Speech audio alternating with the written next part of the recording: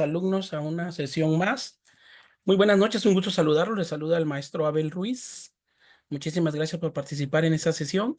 Favor de anotar su nombre completo en el chat para registro para el registro de la sesión de esta noche. Y hoy vamos a hablar de un tema muy preocupante para el personal de enfermería, para el profesional de la salud, lo que es la administración segura de medicamentos. Es algo con lo que hemos batallado muchísimo. Y no es de ahorita, esto no es de hoy, esto ya es un problema añejo, ¿sí? Que desde el año 2004 la Organización Mundial de la Salud creó la Alianza por la Alianza Mundial por la Seguridad del Paciente, ¿no?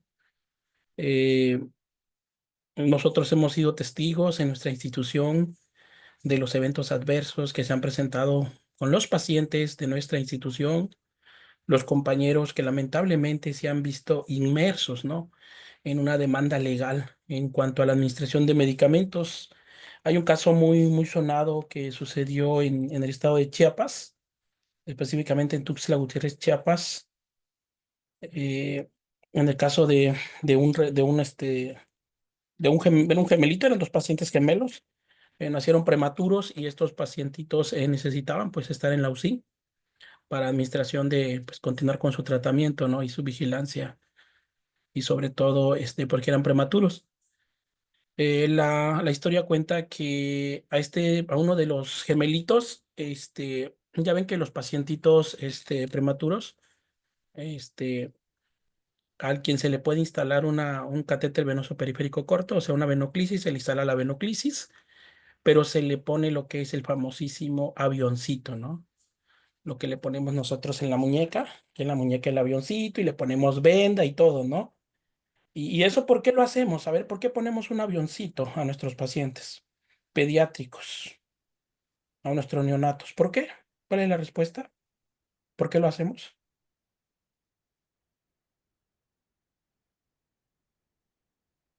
Exacto, para que no se mueva mucho no mueva mucho no mueva mucho la extremidad y que ese acceso venoso quede disfuncional. Para eso se coloca. Entonces, la compañera, y le sucedió a una enfermera pediatra, ¿eh? Pediatra, imagínate. Entonces la compañera le puso lo que era la tela, la venda, perdón, y le puso su avioncito y todo, ¿no? Y el prematuro tenía administración de KCL, que es el cloruro de potasio. Desafortunadamente, ese catéter venoso, pues, se infiltró y el líquido de la solución parenteral que llevaba cloruro de potasio empezó a quedar en el tejido celular, ¿no? Subcutáneo. ¿Y qué fue lo que le provocó? Pues le empezó a provocar una necrosis, ¿sí? Una necrosis, en tejido, en el tejido, ¿no? Y pues bueno, y nadie se daba cuenta. ¿Y por qué no se daban cuenta? Porque tenía el vendaje, ¿no? Que muchos de nosotros cuando hemos rotado en pediatría, pues lo hemos hecho. Hemos puesto ese tipo de vendajes, entonces, ¿no? Y la colocación de estos dispositivos, los famosos avioncitos, ¿no? Entonces, para no hacerle larga la historia, el pacientito estuvo a punto de perder la extremidad, a punto de perder el miembro torácico superior. La familia de la compañera tenían un familiar abogado y pues ya se imaginan, ¿no? Se inició la demanda y todo, ¿no? Y desafortunadamente, pues la compañera, ¿qué creo que pasaría con la compañera? ¿Será que ganó la compañera ganó ese juicio? ¿La compañera ganaría el juicio o lo perdió? ¿Qué opina? ¿Qué creen que habrá pasado? A ver, Emilia Luna, adelante.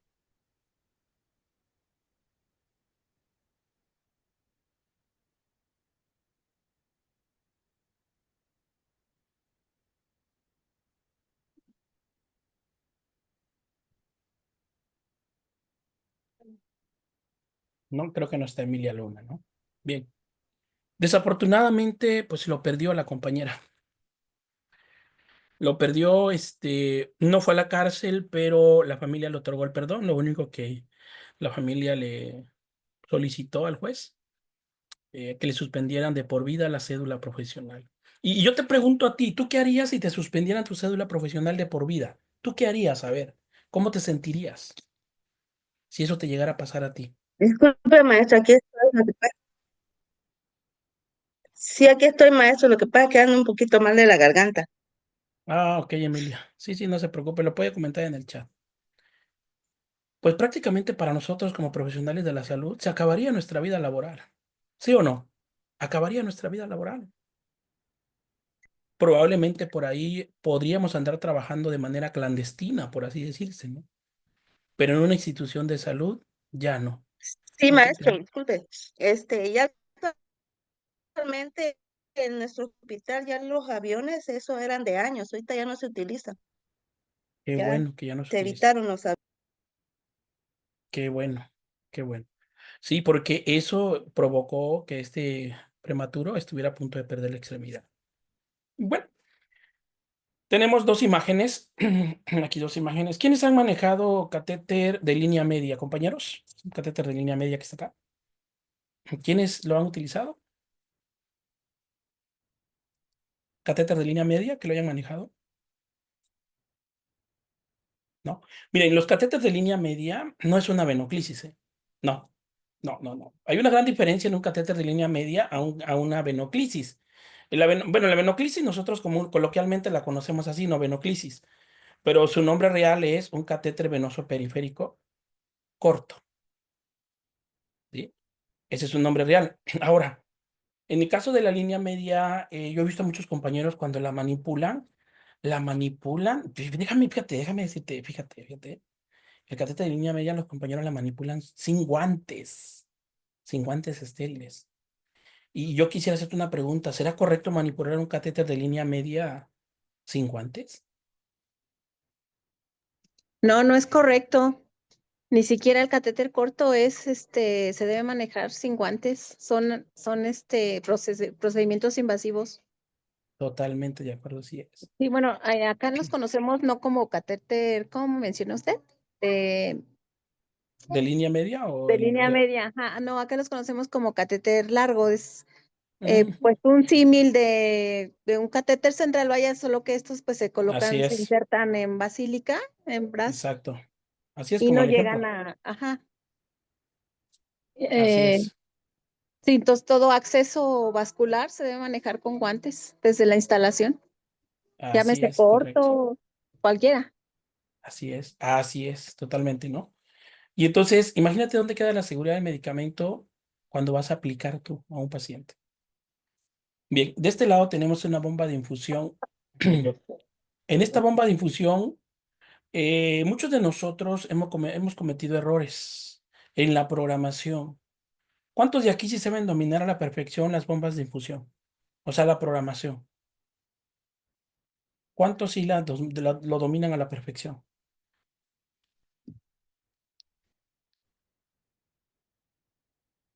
Muy poco personal de enfermería. De hecho, es una debilidad en el personal de enfermería el manejo de la bomba de infusión. ¿Y sabes dónde fallan? Fallan en los mililitros por hora en calcular el volumen por tiempo. Muchos compañeros no saben, desafortunadamente, lamentablemente se ha observado que no saben calcular los mililitros por hora. O sea, ¿cómo calculo yo los mililitros por hora? Y te voy a poner un claro ejemplo. Vamos a hablar de una solución con electrolitos de alto riesgo, electrolitos concentrados de alto riesgo, ¿no?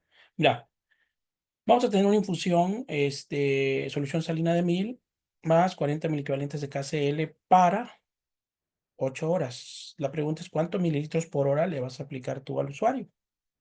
O sea, ¿cuánto vas a programar acá? Aquí, ¿cuánto vas a programar? Si es salina de 1000 más 40 equivalentes de KCl para 8 horas. Y es ahí donde muchos compañeros se equivocan.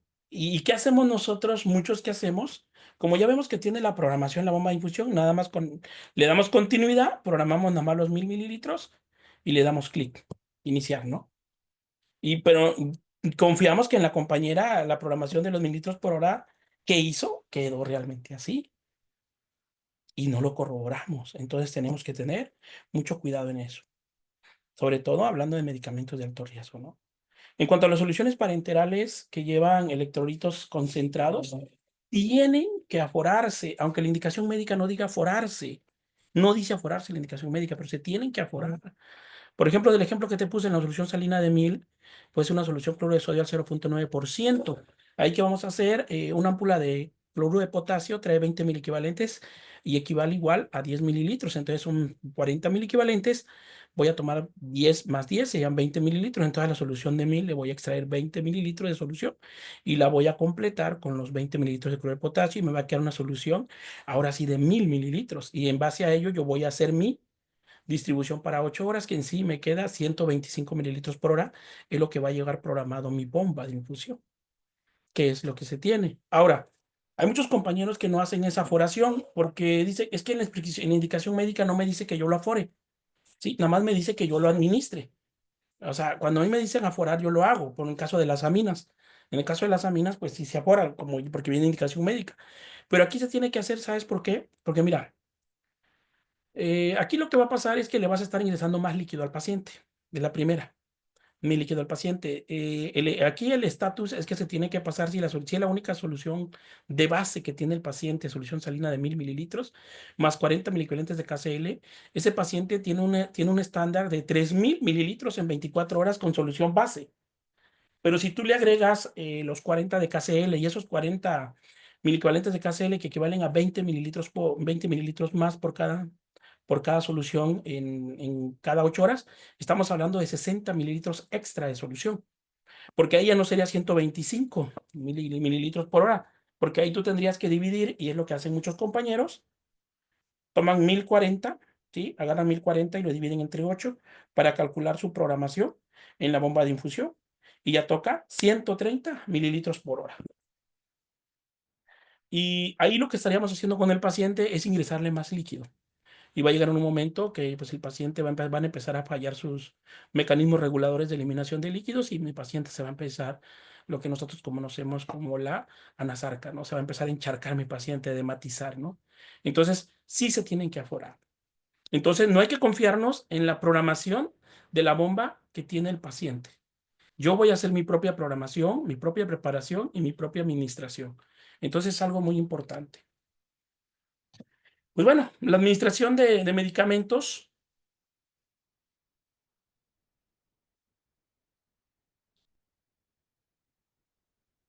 La administración segura de medicamentos es un objetivo estratégico y un valor principal de la atención al paciente en todos los niveles del sistema de salud.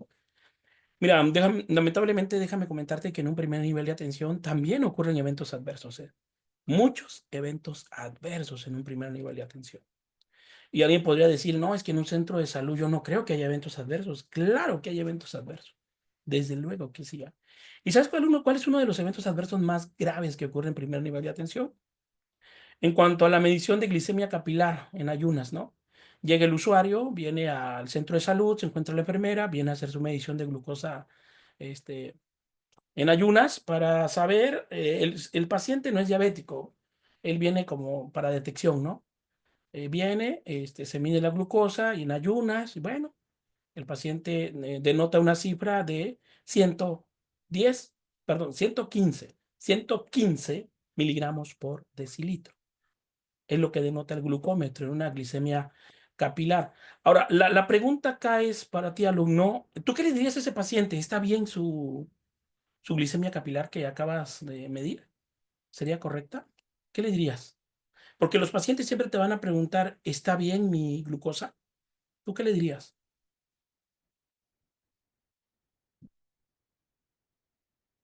Y ahí es donde ocurre el evento adverso, que la mayoría de nosotros le decimos que está bien. ¿Por qué? Porque muchos de nosotros tenemos la idea que para que el paciente sea diabético tiene que ser mayor de 126 miligramos por decilitro, ¿no? Mayor o igual a 126, porque así lo denota mi norma oficial mexicana 015 para la detección de la diabetes en los Estados Unidos mexicanos. Pero también en la norma nos habla de una prediabetes y es ahí donde nosotros nos olvidamos. Y entonces le decimos al paciente, su glucosa está bien, entonces no soy diabético, no, para nada. Y el paciente sale del centro de salud con la idea que puede continuar con su vida normal como hasta el día de hoy. Sí, adelante. Y el paciente continúa con su vida normal. ¿Y sabes qué pasa con ese paciente? Que en los próximos meses nos va a llegar a segundo nivel de atención, nos va a llegar a nosotros. ¿Y con qué diagnóstico me va a llegar ese paciente a segundo nivel de atención? A ver, dame posibles diagnósticos, a ver, hablando de un paciente ya con esta patología central. ¿Cómo nos llegan los pacientes a los hospitales? ¿Cómo nos llega? Ingreso a urgencias, ¿por qué? Sí, pie diabético. ¿Pero cómo? Si yo no era diabético, llegan por pie diabético. ¿Y sabes cuál es lo más triste y lo más grave? Un coma diabético. Y lo mismo podríamos hablar de la hipertensión arterial. Entonces, esos son eventos adversos que se ocasionan. Ahora, en segundo nivel de atención, ¿en qué podemos hablar nosotros? La administración de medicamentos por vía intravenosa es la principal falla en la IV. Hace poco tuvimos el caso de una pasante de enfermería, le aplicó a un paciente, bueno, tenía cargo al paciente, la indicación decía aplicar nebulizaciones cada 6 horas con budesonida. Únicamente así decía, ¿eh? Aplicar nebulizaciones cada 6 horas con budesonida, nada más. No decía la vía ni nada. Entonces, la pasante de enfermería, ¿qué hizo? Tomó la budesonida, la diluyó en 10 y lo administró IV. ¿Qué crees que le pasó al paciente?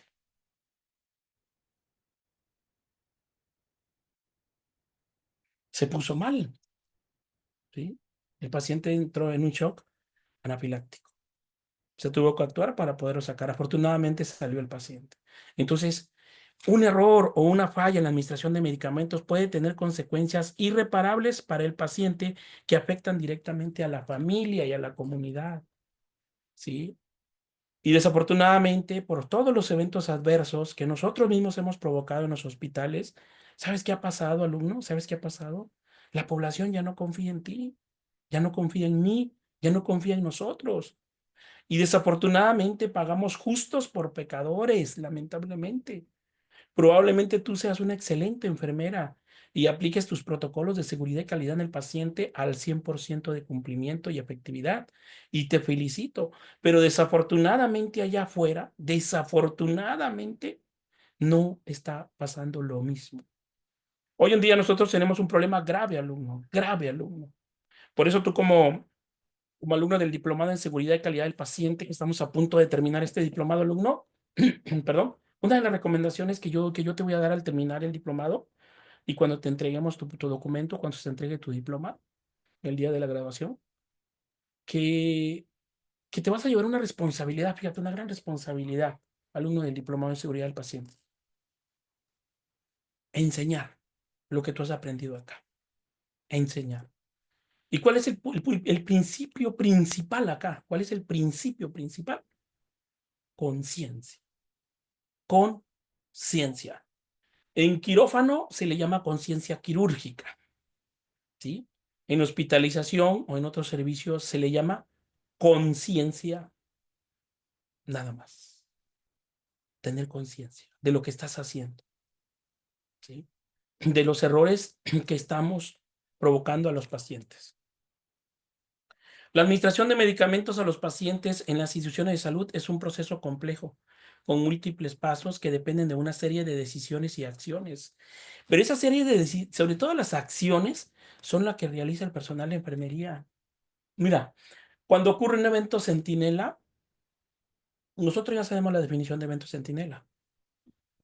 La muerte de un paciente o la pérdida de una función principal de una extremidad de un paciente.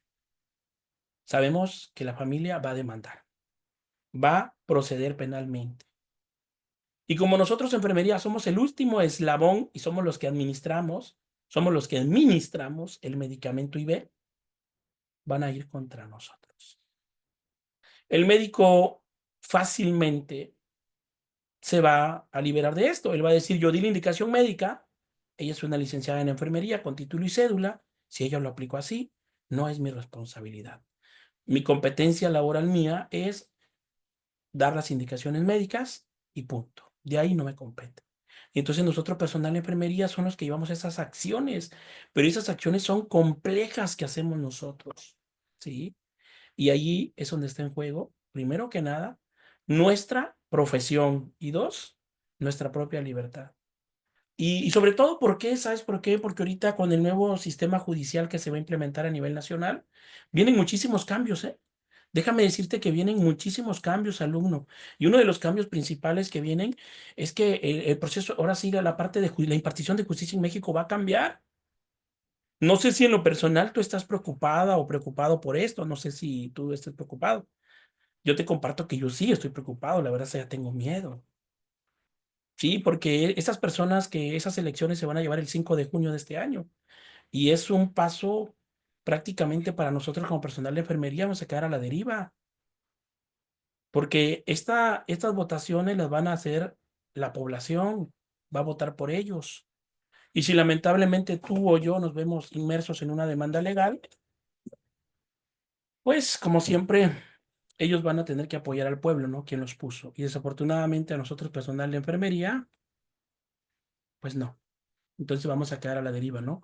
Entonces, por eso hay que aprender a trabajar con normativa institucional y con conocimiento científico. Y créeme que no vas a problemas. Y bueno, aquí tenemos una bomba de la marca Baxter. ¿Quién sabe utilizar esta bomba de infusión de la marca Baxter? ¿Quién la sabe programar? Es complejo manejar esta bomba, ¿eh? Es complejo, ¿sí? Siento que es una de las más complejas que existen comparadas con las otras, que son más prácticas. Sobre todo en la Baxter, no sé quién en su hospital todavía la sigue utilizando. De hecho, muchos hospitales ya no la utilizan. ¿Alguien la sigue utilizando en sus hospitales?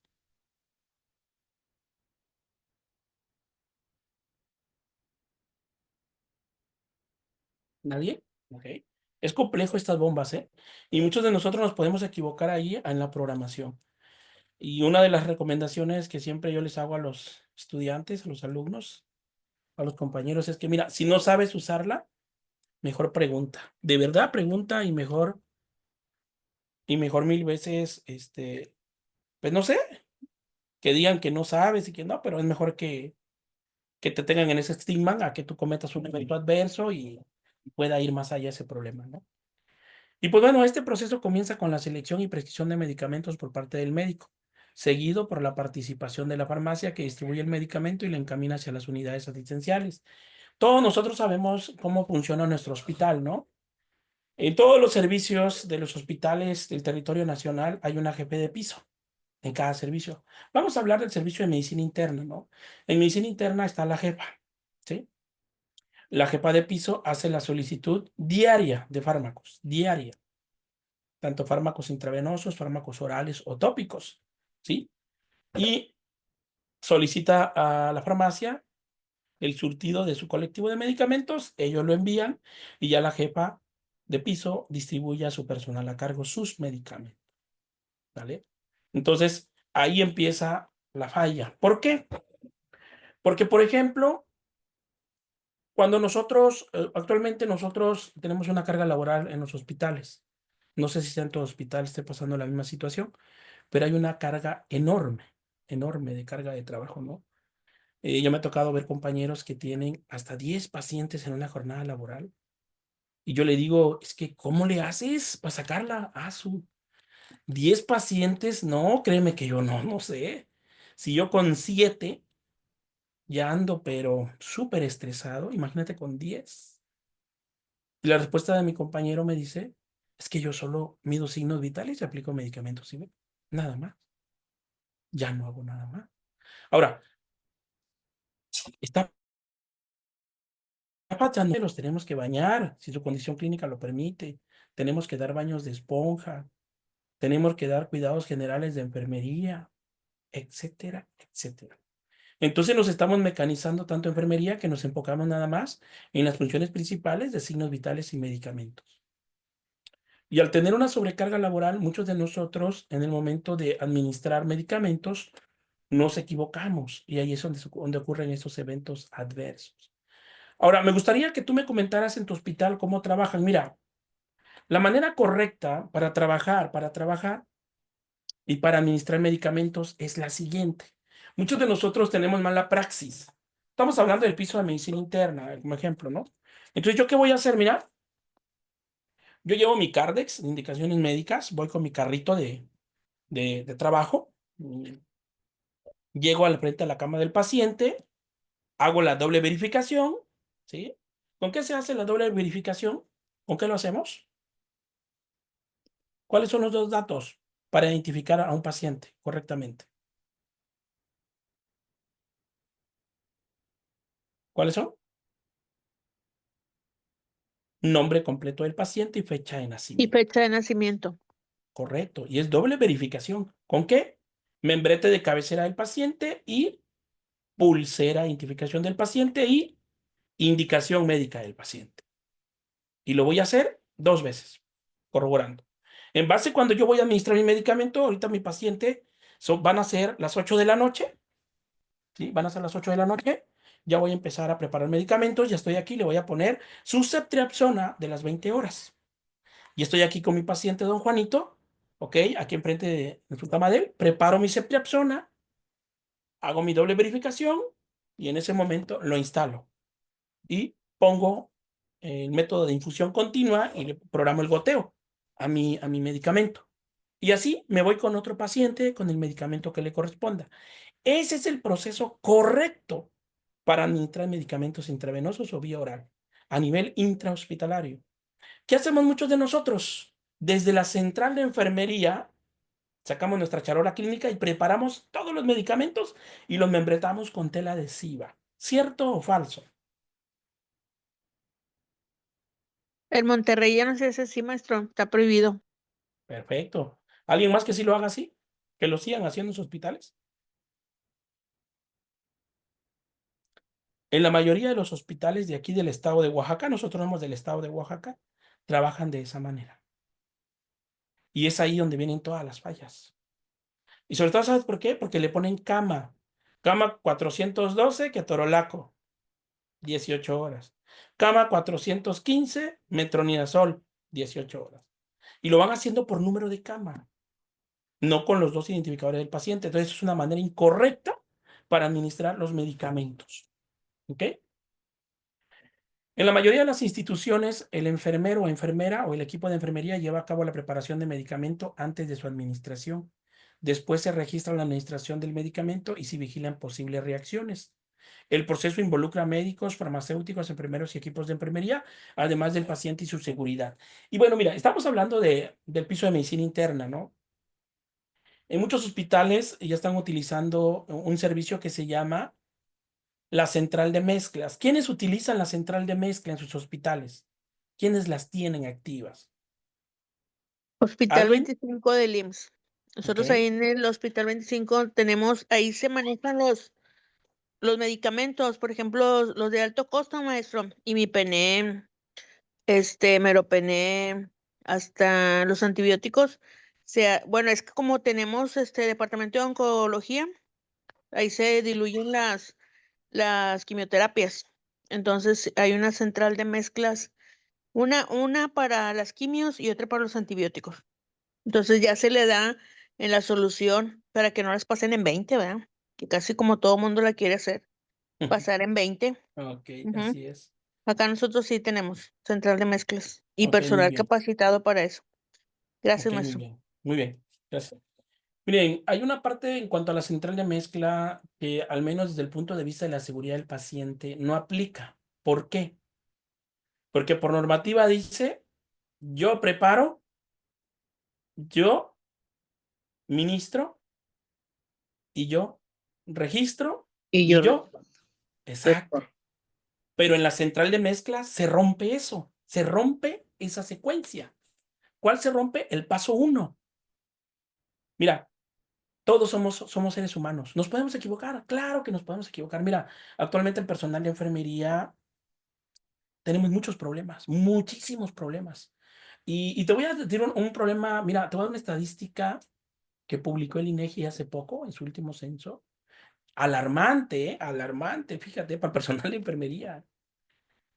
El 60% de las enfermeras se encuentran en un estatus de divorcio o en un proceso de separación.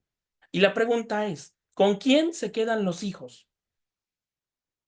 ¿Con el papá o con la mamá? ¿Con quién se quedan los hijos? Con la mamá, en la mayoría de los casos. Y entonces la pobre mamá enfermera Está preocupada porque lo tiene que llevar a la estancia. Ya le hablaron de la estancia, que se cayó, pero que está bien. Y ya está preocupada y esa mamá está en la central de mezcla. La pregunta es, ¿tú crees que esa mamá va a estar concentrada en la preparación de esos medicamentos del turno? No va a haber una concentración. Y puede haber un error. Claro que puede haber. Pero al final del día, ¿quién, si se comete un evento adverso en el paciente, quién va a ser el responsable? ¿La enfermera de la central de mezcla o la enfermera que administró el paciente que está a cargo del paciente? ¿Quién va a ser el responsable? La que está a cargo del paciente. Exacto. Y ahí central de mezcla no es funcional. Ese es mi punto de vista, viendo desde el punto de vista de seguridad y calidad del paciente. No es funcional. No es funcional. Somos seres humanos y nos podemos equivocar. Y todos tenemos un montón de problemas ahorita, sobre todo las compañeras enfermeras jóvenes, los que acaban de ingresar, de verdad que tenemos muchísimos problemas. Y yo lo he visto en todos los compañeros, lo he visto y lo he analizado, ¿sí? Y eso les genera un estrés y aparte la carga laboral y todo, puede haber errores en la preparación de medicamentos. Y cuando a ti te lo entrega la central de mezcla, pues ya viene en tu charola, todo con el campo, membretado, y tú confías que lo que está ahí es lo que dice el membrete. Pero realmente, ¿qué tal si no es lo que está ahí? Y hubo un error en la preparación. Entonces, ese ahí ya no se cumple en ese punto. La enfermería actúa en las últimas etapas del proceso de la terapia de medicamento, es decir, en los extremos de la punta del sistema de medicación. Por esta razón se le puede atribuir muchos errores cometidos y no detectados en el inicio o en el medio del sistema en caso de no ser interceptados, ¿no? Pues ya ocurrió el evento adverso, ya le apliqué el medicamento incorrecto, ¿no? Pues chispas a responder y ojalá que no le pase nada al paciente y esperar, ¿no? Esperar. Entonces, el equipo de enfermería es la última barrera para evitar un error ocurrido en los procesos iniciales, lo que aumenta más su responsabilidad. Y ese es un problema que se nos viene. Mira, yo llevo 14 años como enfermero profesional y gracias a Dios hasta el día de hoy no he tenido ni siquiera que me manden, me hayan mandado a traer al MP, al Ministerio Público, a dar una declaración. Por ahí una vez me mandaron a traer a jefatura por un control de líquidos que me llamaron la atención, me dieron una bendita regañiza y ahí aprendí, ¿sí? Entonces, hay que tener mucho cuidado, porque ahorita ya nosotros estamos siendo ahora sí muy observados. No sé si saben ustedes, pero en su hospital, ¿han escuchado hablar de órgano interno de control, alumnos? ¿Alguien sabe quién es órgano interno de control? ¿Quiénes son ellos? ¿Los conocen? ¿Los han visto?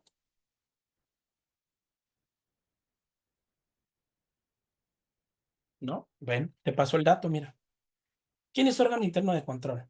Te comparto.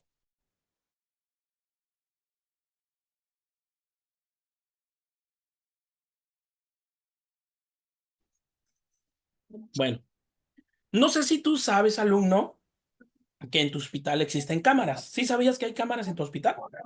En todos los pasillos, servicios. ¿Sabías que hay cámaras? Sí existen cámaras en Sí, todos hay los hospitales. Sí hay. vigilancia. Bueno, ahorita órgano interno de control, ¿sabes qué va a hacer?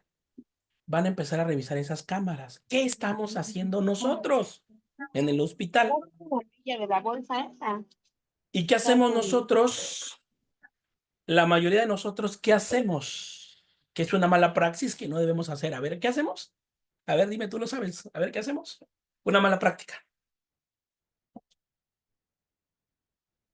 Esto. ¿A poco no? ¿Sí o no? El celular. Estamos trabajando y estamos manipulando el celular. El celular es el fomite por excelencia para las famosísimas IAs. ¿Sí? Entonces, van a estar observando quiénes utilizan el dispositivo móvil mucho tiempo. 1. 2, quiénes están durmiendo en el servicio. 3, cómo trabajas. Tu práctica, cómo la realizas. ¿Por qué lo están haciendo? Porque quieren ver si en tu hospital hay productividad. Todos sabemos que estamos pasando por una transición en el Sistema Nacional de Salud. Entonces, si no hay productividad en el hospital que trabaja, pues te van a mover a otro hospital donde haya trabajo. Lo que quieren es productividad en todos los hospitales. Ese es uno. Órgano interno de control tiene esa función principalmente, vigilar el trabajo del personal de enfermería. Y muchos de ellos, déjame decirte, te paso el dato, se están haciendo pasar por pacientes. Por pacientes. Muchos de ellos se internan nada más para ver qué atención le brindas como enfermera o como enfermera. ¿Sí? Y para ver si le aplicas los indicadores de calidad, para ver si aplicas tus acciones esenciales. A nosotros en el Hospital del Iste, el Regional Presidente Juárez de Oaxaca, donde laboro, ya nos pasó. ¿Cómo nos pudimos dar cuenta? Porque se filtró la información. ¿Sí? Era una persona que venía de la Ciudad de México y que aparentemente tenía una lumbalgia. ¿Sí? ¿Y por qué nos dimos cuenta? Porque nos empezó a hacer muchas preguntas respecto a la atención. ¿Y quién era esta persona? Esta persona era una enfermera. ¿Enfermera? Del área. ¿Para qué vino? Para ver cómo estamos, cómo trabajamos en el Iste. Entonces, cuidado, les va a llegar por ahí, ¿eh? Les va a llegar a su hospital, así que mucho ojo, díganle a su personal de enfermería a cargo. Chicas, chicos, cuando vayan al comedor, sacan su celular, por favorcito, guarden ese bendito celular. ¿Sale? No lo quiten, porque ya nos están observando, ya nos están vigilando. ¿Sale? De hecho, en las condiciones generales de trabajo del INS Bienestar, que ya fueron publicadas, viene un apartado donde dice que tú ya no puedes ir a otro servicio, ¿eh? Por ejemplo, yo que estoy en medicina interna, voy a ver a mi amiga que está en urgencias, voy a ir a platicar con ella, le voy a contar un chismecito. Está prohibido eso en el INS Bienestar. Lo dice las condiciones generales de trabajo. Entonces, no hay que dar pauta para que podamos ser sancionados, alumnos. ¿Ok? Ahora, el sistema de medicación, desde la prescripción hasta la administración de medicamentos. En la prescripción es donde ocurren la mayoría de los errores. ¿Por qué? La terapia con medicamentos no puede tener éxito si el proceso de prescripción no se realiza de manera correcta. ¿Cómo están nuestras indicaciones de nuestros amigos médicos? ¿Ustedes les entienden las indicaciones al neurólogo? ¿Sí entienden las indicaciones de neurocirugía? Sobre todo cuando las hace a mano, a mano, a mano, a mano. A veces ni se le entiende qué quiere decir, ¿no? No, no se entienden. ¿No? Y tú ya andas ahí como adivino, ¿no? Dice DFH 125 para 8 horas. 3 veces. Ah, chispas, ¿qué me quiso decir ahí? A ver, DFH 125 C diagonal 8 horas, 3 veces. ¿Qué quiere decir eso? A ver, ¿quién me lo deletrea? O sea, ¿qué medicamento le voy a aplicar al usuario? ¿Cuál es? ¿DFH cuál es? Si tú te vas a tu anaquel de medicamentos, nunca vas a encontrar un medicamento que diga DFH, o sí vas a encontrar que en la caja diga DFH, ¿no? Es fenitoína sódica, ¿no, maestro? Exacto, fenitoína sódica. Así es como viene en la caja del medicamento, rotulado. Y es de 125 miligramos cada 8 horas por 3 dosis únicamente, eso es lo que quiere decir. Y así podemos poner una serie de ejemplos en la prescripción de medicamentos. Y en la transcripción es donde van muchos errores. ¿Cómo lo comprendo yo? Ah, es que no sé. Según el autor Lavalle Villalobos, los errores pueden ocurrir en diferentes momentos. En el nombre del medicamento. O sea, en el nombre de patente. Muchos médicos ocupan, por ejemplo, no. Te pongo un claro ejemplo, fíjate bien, Dice Dicinone 250 miligramos IV. Oye, ¿cuál es el Dicinone? ¿Alguien sabe cuál es el Dicinone? Chispas, Dicinone. Pues nunca lo vas a encontrar, porque es de patente. Pero el Dicinone, ¿pero qué trae el Dicinone? ¿Alguien sabe? L-etanilicilato, ¿sí? Que es un medicamento que se ocupa para el control de hemorragia interna. Entonces, ahí están los errores. 2, en la dosis. Por ejemplo, ¿tú cómo verías esta dosis? Mira, vamos a hablar de un medicamento que tú conoces. Fíjate bien, El medicamento se llama captopril. No, vamos a uno más fácil, sencillo, losartán. La indicación dice losartán fíjate bien, losartán, 100 miligramos cada 8 horas. La pregunta es, ¿tú administrarías ese medicamento así como dice la indicación médica? Sí, ¿por qué? Y no, ¿por qué? ¿Lo administraría? ¿Losartán 100 miligramos cada 8 horas?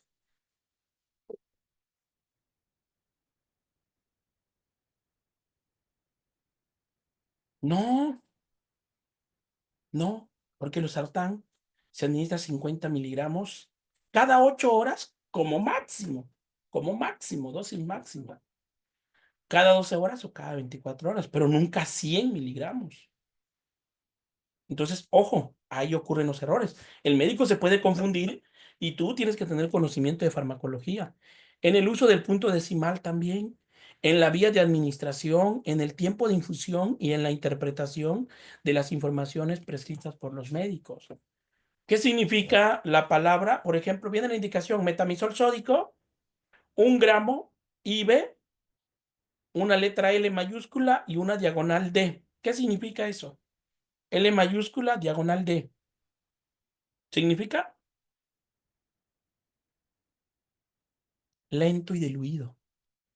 Pero quien no lo sabe, no va a entender y lo va a poner normal. ¿Ok? Hay otros factores como la transcripción errónea de una prescripción, las solicitudes verbales, no consultar los protocolos clínicos o manuales con información sobre el uso de medicamentos. Y es ahí donde nosotros tenemos que tener la parte de conocimiento de farmacología. Pero una de las cosas importantes, alumno, nunca vayas tú a utilizar, nunca vayas tú, perdón, a llevar a cabo una indicación verbal. Solo dime en qué casos sí puedes llevar a cabo una indicación verbal en la administración de un medicamento. ¿En qué caso sí?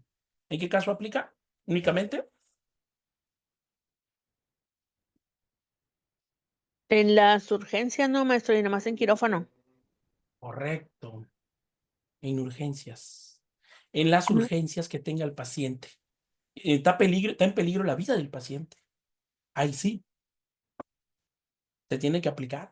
Pero una vez, acuérdate que una vez que pase el evento, que el paciente esté estabilizado, llevarle al doctor la indicación médica y decirle que anote lo que te indicó. Solamente ahí. ¿Sale? Y muchas veces esa es la acción esencial número 2, la comunicación efectiva en los profesionales de salud. Muchas veces fallamos. Y en la acción esencial número 2 de comunicación efectiva, nosotros tenemos que corroborar, por ejemplo, sobre todo cuando es por llamada telefónica, la indicación verbal por teléfono. Te dice, vas a administrar, ¿sí? 1 gramo, fíjate bien, 1 gramo de imipenen, 1 gramo de imipenen con cilastina. 1 gramo. ¿Vale? Aplícale. Tú tienes que decir, a ver, tú eres el receptor. Ok, doctor. Me está diciendo que le voy a aplicar 1 gramo de imipenen con cilastina a mi paciente. 1 gramo son 2 frascos, doctor, de medicamento. ¿Es correcto? Sí, es correcto. Confirmo. Te tiene que confirmar. Ah, ok. Y por ejemplo, en este imipenen es un medicamento donde todos nosotros fallamos. ¿A poco no? El paciente tiene indicado 1 gramo de imipenen con cilastina. ¿Y qué le ponemos nosotros nada más? Un frasquito. Sí, muchos le ponemos un frasquito. Porque dice 500 miligramos de imipenen y 500 miligramos de cilastina. Y tú dices 500 más 500, pues es 1 gramo, ¿o no? No, ese es 500 miligramos del medicamento, es la mitad de la dosis. Entonces tú tienes que aplicar 2 frascos. Entonces es muy importante eso, ¿ok?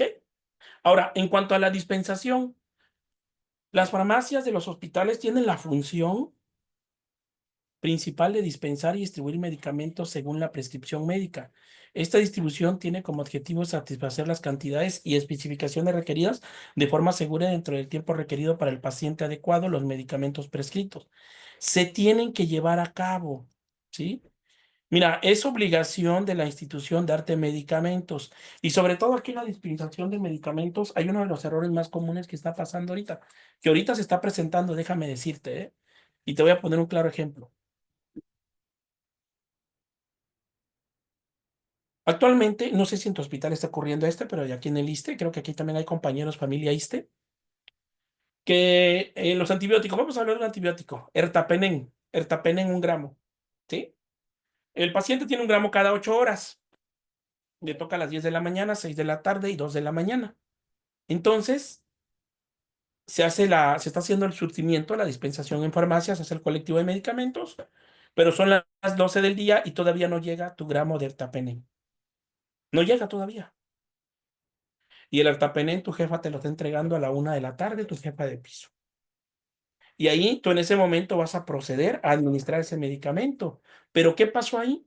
Ya le rompiste el esquema al paciente, porque al paciente le tocaba su antibiótico a las 10 de la mañana y ya han pasado más de 3 horas y no se los ha aplicado. Entonces ya se rompió el esquema del medicamento. Y eso es el problema que estamos teniendo muchos de nosotros ahorita en los hospitales. ¿Por qué? Porque todo se está haciendo ¿en base a qué? En base al número de pacientes, en base a cuántos pacientes, qué medicamentos necesitan.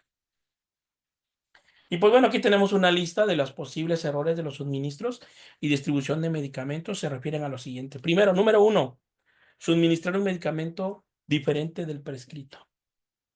¿Uno de los errores? Sí, desde luego. Yo le iba a aplicar al paciente metoclopramida y me equivoqué y le puse furosemida IV. Otro 2, falta de ajustes adecuados a las recomendaciones de las dosificaciones. ¿Sí? ¿Qué pasa acá? Por ejemplo, con la norepinefrina. Acuérdate que la norepinefrina en infusión es a dosis respuesta, la norepinefrina, a dosis respuesta. Si tú observas que tu paciente ya se controló su hipotensión arterial, ya tiene una presión arterial en estándares normales, ¿sí? Y te das cuenta que ya está presentando una prehipertensión, ejemplo, ya tiene tu paciente 140/90. Entonces, ¿qué procedes a hacer tú con la norepinefrina? A ver, ¿qué haces, alumno, con la norepinefrina? ¿Qué se procede a hacer? ¿Qué hacemos? Disminuir la dosis. Acuérdate que las aminas vamos a ir regulando gradualmente, descendiendo de 2 en 2 o de 1 en 1, dependiendo de la condición clínica del paciente. ¿Sí? Pero no vamos a dejar esa infusión continua así, con esa misma velocidad, si mi paciente ya está presentando una prehipertensión o una hipertensión grado 1. Porque ya mi paciente salió del cuadro de hipotensión arterial, ¿ahorita qué va a pasar? Se me va a hipertensar y va a ser otro problema que tendré que resolver. Entonces ahí tenemos que notificar al médico de guardia, que él lo anote en la indicación médica y nosotros proceder a programar nuevamente la disminución de esos mililitros por hora en mi bomba de infusión. Punto 3, suministro del medicamento correcto, pero en una forma farmacéutica distinta a la prescrita. Y aquí nos pasó hace poquito un caso en el hospital. Mira, no sé si tú has aplicado alguna vez el metronidazol óvulos. ¿Cuál es la vía de administración del metronidazol óvulos? A ver, ¿a quién se le aplica el metronidazol óvulos y por qué vía?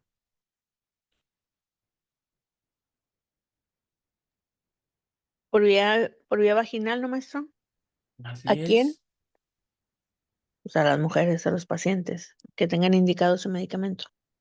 Exacto. Entonces una compañera pasante de enfermería le dio a un paciente masculino metronidazol óvulos vía oral. Imagínate. ¿Qué le va a pasar al paciente? ¿O qué crees que le pasaría?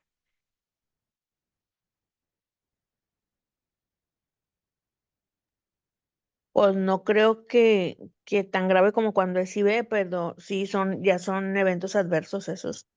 Así es. Yo cuido a un paciente los domingos y es un señor de 84 años. Estaba viendo yo la relación de la norepinefrina. La norepinefrina pues la ponen y se va vigilando la presión arterial y vas acomodando la dosis, le vas bajando y así a la bomba. Entonces yo llegué y estaba el señor, o sea, con muchas secreciones. Y luego me dice la señora es de allá del Estado de México. Y luego me dice, oye, Adriana, mira y me entrega un spray de salbutamol. Le vas a poner aquí 2 disparos. Y lo le dije, no, ese se pone con una mascarilla o con un aerochamber. Dije, pero no se pone ahí Exacto. en el nebulizador. O sea, en el frasquito del nebulizador no se le ponen los disparos ahí. Y lo digo, la enfermera, ¿así se los pone? Dice, sí, así se los pone Vanessa. Lo le digo yo, ok. Yo no sabía qué contestar porque pues no quiero echarle tierra a la enfermera. Pero, o Exacto. sea, no se vale, o sea, algo bien simple, imagínese una norepinefrina, ¿cómo la va a manejar? Se la va a morir el paciente. Entonces, si cosas básicas no saben, por lo demás, pues menos, maestro. Sí, así es. Y es preocupante eso. Es Sí, preocupante, ¿no? Porque imagínate que lleguemos un día que nos atienda este personal de enfermería. ujú, sí, no, imagínese. Sí, así Entonces, es. le dije yo, entonces a la señora tenía una infección de vías urinarias y la señora tiene 80 años. Y lo le dieron tratamiento y luego le van a volver a poner, le iban a volver a hacer, pasando 2 semanas, a repetir el urocultivo. Entonces le digo, oiga, pero falta el frasco. Dice, no, me dice Vanessa que así, con este frasco que el cabo está cerrado. Le digo, no, pero está limpio y seco. Dije, y es nuevo, pero no dice estéril. No, dice Vane así. Pues entonces, ¿de qué sirve que haya tomado el antibiótico y que le vayan a hacer el urocultivo si no está, y lo aparte del urocultivo para la toma, pues hay que hacer aseo o sea, tiene su técnica. Imagínense si la enfermera los disparos de salbutamol se los puso al frasquito del nebulizador. Imagínese, no, pues no le va a saber tomar el, No, pues el no, no. El efecto urocultivo. terapéutico, sí, pues no, O imagínate. sea, yo digo, no, no, no, me da el infarto. Sí, y fíjese que menciona algo importante, maestra María Adriana. Mire, Sí, por ejemplo, muchos de nosotros a nivel intrahospitalario nos indican tomar un urocultivo. Y la ajá, mayoría de nosotros cometemos un error grave, grave, grave, que el paciente vaya al baño, miccione en el frasquito y listo. Y ya lo no, pues no, llevamos. No, se tiene no, que pues tomar con no, una sonda Nelaton. Tomarlo con sonda Nelaton y con técnica estéril. Hay que hacer un aseo de genitales primero, con técnica claro. estéril y tomarlo. Un día un pasante de enfermería me dijo, oiga jefe, pero si los genitales es una zona séptica, ¿para qué va usted a desinfectar? Ah, ok, mira, ¿por qué va a hacer la limpieza? ¿Por qué va a hacer la higiene? Ok, porque sí, es cierto, es una zona séptica, sucia. ¿Qué es lo que voy a hacer? Disminuir esa carga bacteriana que hay ahí para que yo tome mi orocultivo. Sí, y recuerden que cuando se toma el orocultivo, se dejan caer un goteo de Pues orina, a la mitad del chorro. exactamente, y de ahí tomar la muestra, proceder a tomarla. Por eso cuando muchos pacientes salen con una serie de microorganismos patógenos presentes en Sí. el orocultivo, pero por una mala técnica en la Ujú. toma del orocultivo. Entonces, no, no, no, alumnos, hay que, si no, o sea, yo no sé, ya no me acuerdo cómo se toma el orocultivo. Está el YouTube o un manual y órale, ahí encuentra la información y eso se llama seguridad del paciente. Porque si el paciente tú no tomas correctamente su orocultivo, ¿qué crees? Le van a dar un antibiótico que ni siquiera necesita. O sea, ni siquiera lo Pues sí, necesita el no, paciente. Pero más no va sin a ser embargo, real lo que le indican de a lo que lo encuentran, ¿verdad? exactamente. Entonces, mucho ojo con eso. Número Sí, 4, sí. suministración de una cantidad de medicamento mayor o menor que la prescrita, ¿no? Mucho cuidado con eso, ¿sí? Y sobre todo, ¿sabes cuándo pasa esto? En la administración de electrolitos concentrados. Y sobre todo, ¿sabes dónde es el error? Sobre todo en el cloruro de potasio, porque el cloruro de potasio viene en miliequivalentes. Y muchas veces te dicen pasar 40 miliequivalentes de potasio. Y muchas personas que entienden que van a poner 4 ampolletas de cloruro de potasio en la solución base. Pero ahí va a depender de la presentación del cloruro de potasio que tengas en tu institución. La mayoría de las instituciones manejan el de la marca PISA, que es, Bueno, que llegué a la casa. Ya me voy a que dormir. es 20 mil Ya me voy. equivalentes, 10 mililitros. 20 mil equivalentes, 10 mililitros. Entonces, ojo con eso, no son 4 ampolletas, son solamente 2. Y es ahí donde le ponemos una menor o mayor cantidad de medicamentos. Siguiente punto, no suministrar el medicamento prescrito o enviar el producto casi en tiempo o después del tiempo administrado. Y fíjate que esto es muy común, ¿eh? A ver, por ahí, Rosa Alcaraz, si apaga su micrófono, por favor. A ver, ¿a quiénes de ustedes les ha pasado esto? A ver, primero la pregunta, ¿en sus hospitales todavía utilizan la tira horaria en las soluciones parenterales o ya no la utilizan? A ver, Rosa Alcaraz, coménteme. ¿Utilizan la tira horaria, Rosa Alcaraz?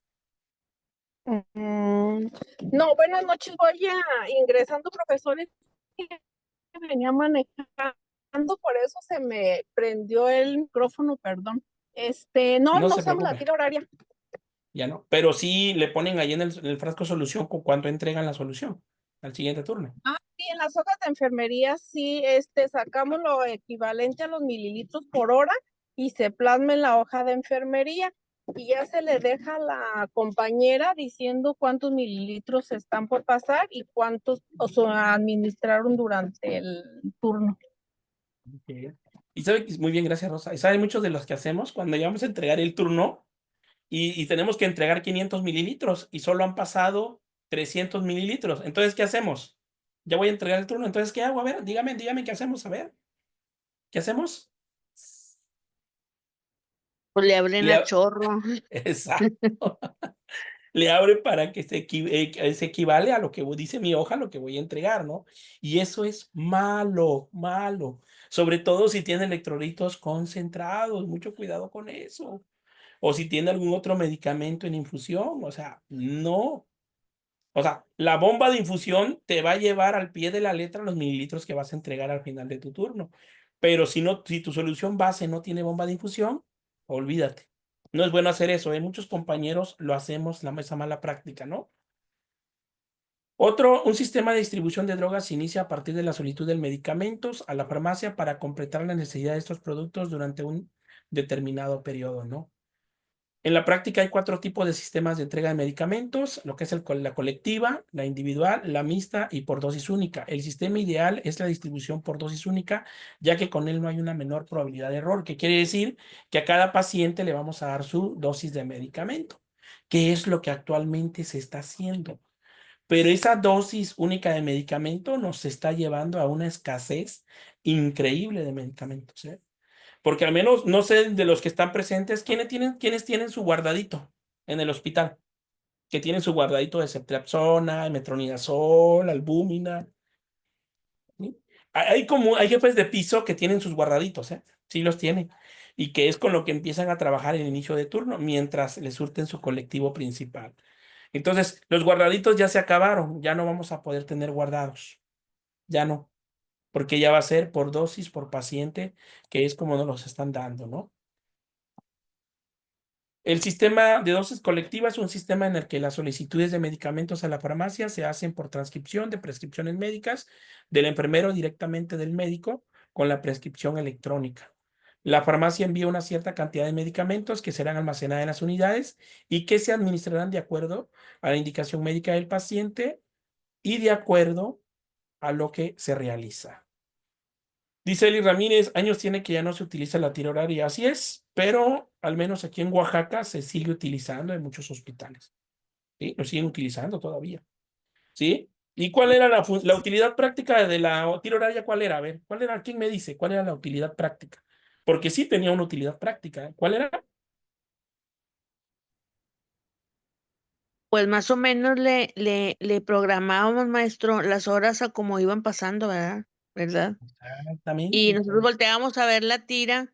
Bueno, yo no he estado mucho en adulto. Nosotros en pediatría usábamos los microgoteros, pues hace mucho, ¿verdad?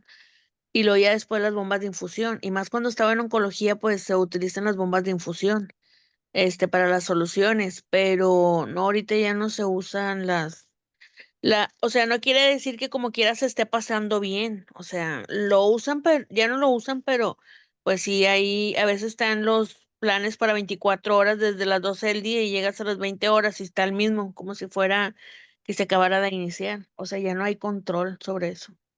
Así es. Sí. Y sobre todo, eso nos va a alterar mucho si el paciente tiene control de líquidos. Altera demasiado, ¿eh? Y sobre todo muchos de nosotros, porque como tenemos este temor de que nos llame la atención porque nuestra solución está completa, muchos hacemos lo siguiente. ¿Qué hacemos? Mejor ¿no? Y listo.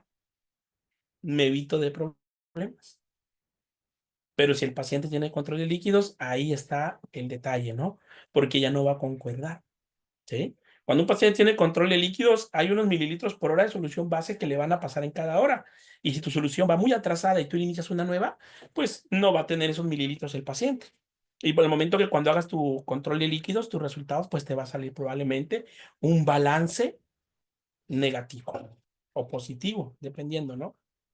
Ahora, en el sistema de dosis individualizada de distribución de medicamentos, los pedidos se hacen en farmacia y es de modo específico para cada paciente. ¿Cuál es la ventaja? La desventaja de este sistema son el aumento de la actividad desarrollada por la farmacia, la necesidad de funcionamiento de la farmacia hospitalaria durante 24 horas del día y una mayor inversión inicial en este servicio de farmacia. ¿En sus hospitales hay servicio de farmacia a las 24 horas? ¿Sí o no? No, ¿verdad? ¿En qué turnos está la farmacia nada más? Está en 2 turnos, matutino y vespertino nada más. Es donde está la farmacia. ¿Sale? Pero Entonces, nosotros acá en Monterrey ya tiene muchos años, se me hace que no sé si más de 10. Tenemos que se llama un departamento de CADIT. Entonces tenemos computadoras en todos los pisos, y está el programa y cargas el paciente, la cama, el número de seguridad social y todo, y vas cargando los medicamentos o sea, en la mañana pides sus medicamentos de día, las de la tarde pide los suyos y déjalos de las 22 horas ya listos.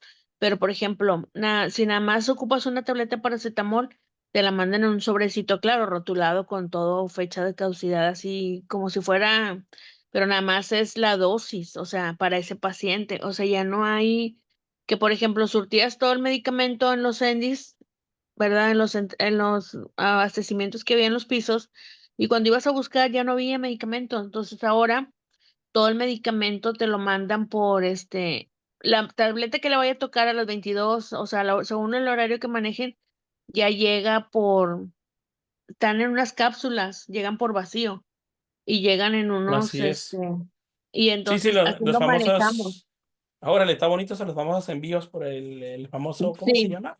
Tiene un nombre, se me olvidó. El que se envía ese sistema, tiene un nombre el sistema. Que se envía, entonces donde lo pedimos. como se envían las muestras, ¿no ve? Que también ahí se envían muestras de laboratorio. La jefa de piso hace el requerimiento en base a las carpetas y no suelta el medicamento, o sea, hasta la hora que vaya a tocar.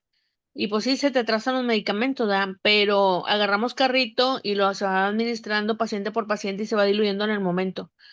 Y los de alto costo vienen ya diluidos de la central de mezclas, pero sí tenemos, y supuestamente así se puede sacar el costo por paciente, ¿verdad? En relación a medicamentos, su estancia y todo, ¿verdad? Exacto, así Y es. aquí ya tiene más de 10 años que tenemos ese Sistema. servicio, sí, ese sistema. Wow. Sí. Muy bien, gracias por compartir.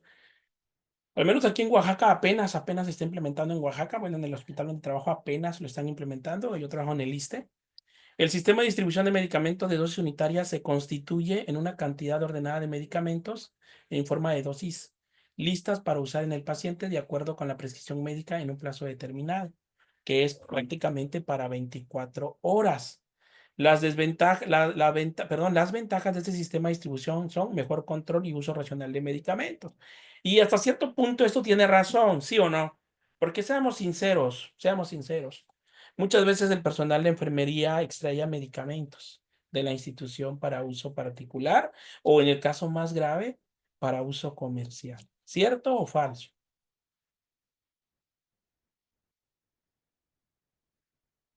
Cierto, así es. ¿Y sabe lo que Tristemente, más sí. sí? ¿Y sabe lo que más se llevaban los compañeritos?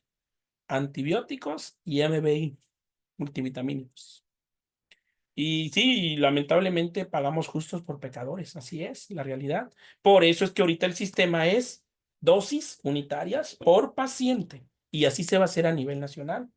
Y por eso mismo nosotros ya no vamos a tener ahora sí guardaditos, ya no va a haber. Bueno, vamos a entrar a la administración de medicamentos como tal, ahora sí, mira.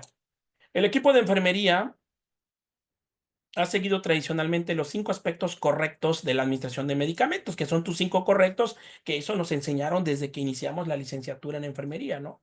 Paciente correcto, medicamento correcto, vía correcta, tiempo correcto y dosis correcta. ¿Sí? Aquí el tiempo correcto es hora correcta, lo que es paciente correcto, medicamento correcto, vía correcta, hora correcta y dosis correcta. Esos son los 5 correctos. Y más recientemente se le agregaron 2 más, que es la documentación correcta y la razón correcta. Pero bueno, hay un artículo fue publicado en una revista, ¿sí? Y en esta revista nos menciona que hay 9 aspectos correctos para la administración de medicamentos y son los siguientes. Aspectos, aspectos correctos. Paciente correcto, medicamento correcto, vía correcta, hora correcta, dosis correcta, documentación correcta, acción correcta, manera correcta y respuesta correcta.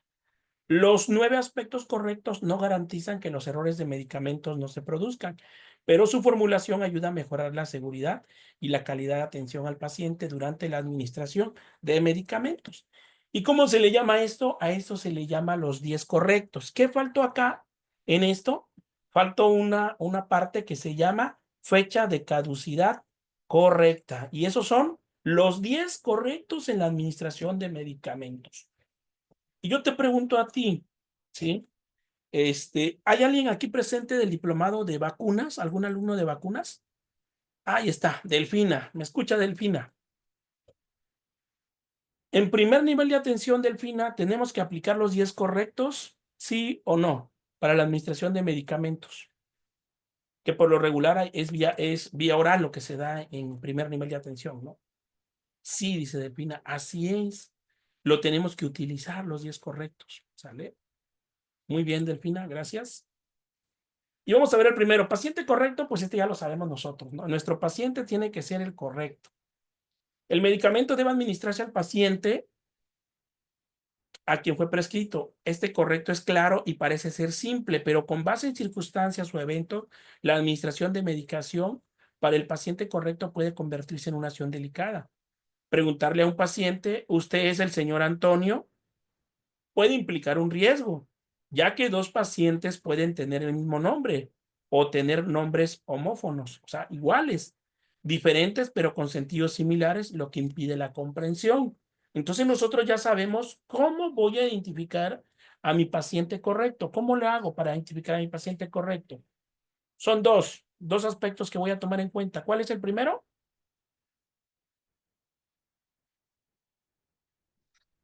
Puede ser nombre correcto con 2 apellidos y su cédula, su RFC. Bueno, sí, pero actualmente lo que dice la acción esencial número 1, identificación correcta de los pacientes, es nombre completo y fecha de nacimiento. Nada más. Porque a veces en la cédula puede ser el mismo. Hay pacientes que pueden haber nacido la misma fecha, ¿sí? Y tener la misma homoclave en su registro o expediente o cédula de paciente. Entonces no, tiene que ser nombre completo y fecha de nacimiento. Imagínate que tienes 2 Antonios en el servicio donde te encuentras y esos 2 Antonios están a tu cargo. Y lamentablemente los 2, fíjate bien, tienen los mismos apellidos. Antonio López López, de 65 años de edad, adulto mayor, y Antonio López López, de 30 años de edad. ¿Cómo lo vas a diferenciar? Con la fecha de nacimiento. Sería mucha coincidencia que tuvieran la misma fecha de nacimiento, a menos que fueran gemelos, o ya sería muchísima coincidencia, ¿no? Pero con esos 2 aspectos tú los vas a identificar. Dice, refina nombre y fecha de nacimiento, muy bien. Sí, ok, muy bien. Entonces, mucho cuidado con eso cuando entonces nosotros lo vamos a identificar como lo dice acá. Son importantes las preguntas abiertas que requieren una mayor interacción del paciente, tales como, por favor, dígame su nombre completo. Además, es importante comprobar si el paciente corresponde con el nombre identificado en la pulsera y en el membrete de la cama y en la historia clínica o en la indicación médica que yo tenga a la mano. Una forma que auxilia a evitar la administración de la medicación al paciente errando es no permitir que 2 pacientes con el mismo nombre estén juntos en la misma sala o habitación hospitalaria. ¿Qué tendría que hacerse acá? Y esta es más que nada actividad de la jefa de piso.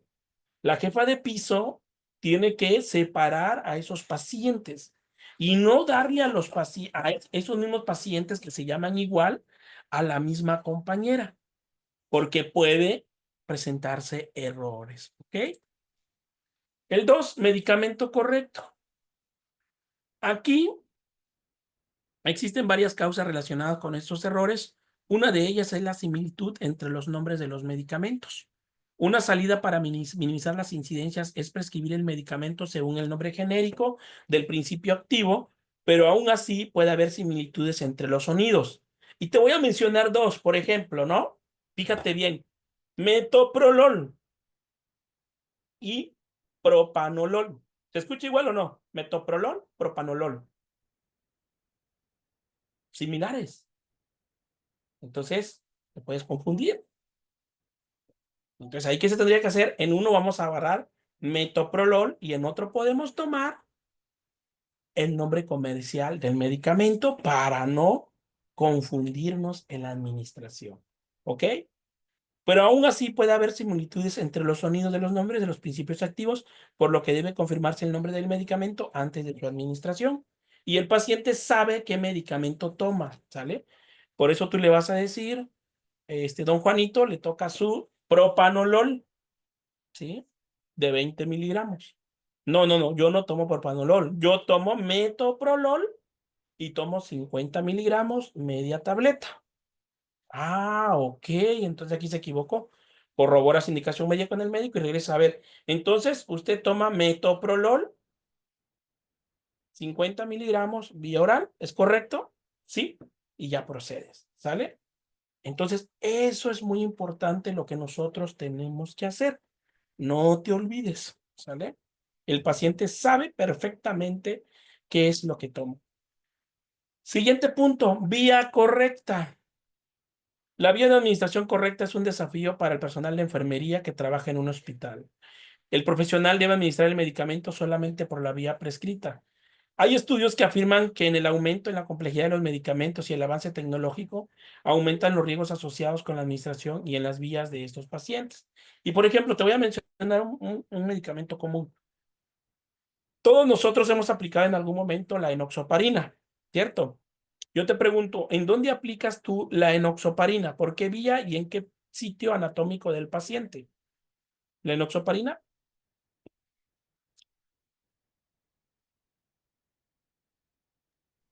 Ah, profesor, Sí, adelante. nosotros la damos periumbilical. Ok, muy bien. ¿Vía? ¿Cuál es la vía de administración? Subcutánea. Correcto. Esa es la vía correcta de la enoxaparina. Es un anticoagulante. Y se aplica en vía periumbilical, o sea, alrededor de la cicatriz umbilical. ¿Y qué hacemos muchísimo nosotros del personal de enfermería? ¿Qué hacemos? Se lo ponemos en la región deltoidea al paciente. ¿Si has visto un paciente que se lo han aplicado ahí? Región deltoidea. ¿Cómo va a estar ese músculo deltoides de don Juanito? Que le aplicaron la enoxaparina. ¿Cómo va a estar? Se va a ver de color verde ese brazo, ¿no? Le va a provocar un hematoma. ¿Por qué? Porque no se debe aplicar en músculo. Y muchos de nosotros cometamos la mala praxis de aplicarlo en músculo, pero no es vía intramuscular, es subcutánea. Y la palabra subcutánea dice abajo del tejido celular subcutáneo o en el tejido celular subcutáneo, no en el músculo. ¿Vale? La cuarta acción se llama hora correcta. Ya lo sabemos. Y fíjate cómo me encanta ver esta parte. Sobre todo los compañeros, voy a hacer un paréntesis acá un poquito, sin ofender a los presentes o a los compañeros que vayan a ver la clase grabada, pero es una mala praxis que tenemos, fíjate. Pero hasta cierto punto esa mala praxis es justificable, porque si no lo hiciéramos así, fíjate, no acabaríamos. Ahí te va. Estás en el turno nocturno y te toca administrar los medicamentos. Bueno, tienes medicamentos a las 6 de la mañana. Mi pregunta es, ¿a qué hora empiezas a administrar tus medicamentos de las 6 de la mañana, compañera que trabaja en la noche? ¿A qué horas? ¿A qué hora le dirías a la enfermera o a qué hora empezarías tú a administrar tus medicamentos? ¿Será que a las 6 en punto, 15 para las 6 o a qué hora empiezo a administrarlos? A ver, tengo como 15 medicamentos intravenosos de los pacientes que tengo. ¿Sabes a qué hora empiezan los compañeros? Empezamos a las 4 de la mañana. ¿Sí? A las 4 de la mañana. Y apenitas acabamos. Estamos terminando a las 6:30 de la mañana. prácticamente cerrando las hojas de control de líquidos, de enfermería, drenajes de los pacientes, drenajes urinarios, drenovats, penros, colostomías, etcétera, etcétera. ¿Y a qué hora nos llegan a recibir los compañeros? ¿A qué hora nos llegan a recibir?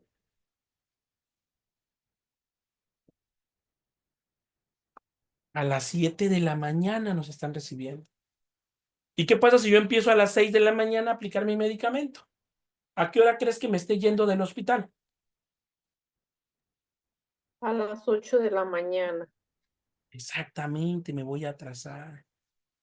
Pero fíjate lo que dice acá esta lámina, mira lo que dice esta diapositiva. El medicamento debe administrarse en el horario correcto para garantizar los niveles séricos terapéuticos. En caso contrario, se puede comprometer el mecanismo de acción del medicamento, es decir, su eficacia.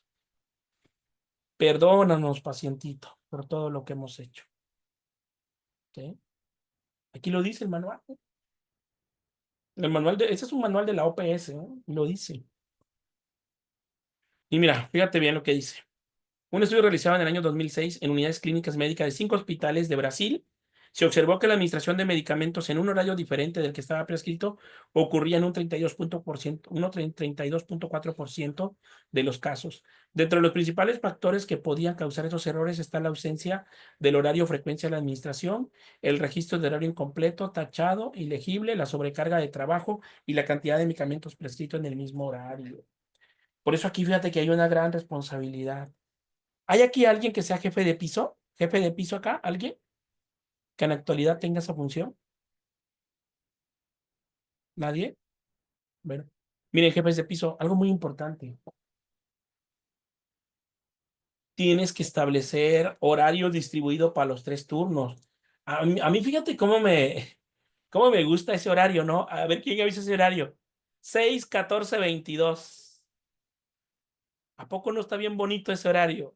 A ver, en ese horario de 6, 14, 22, ¿a qué turno le beneficia? A ver, ¿a qué turno le beneficia?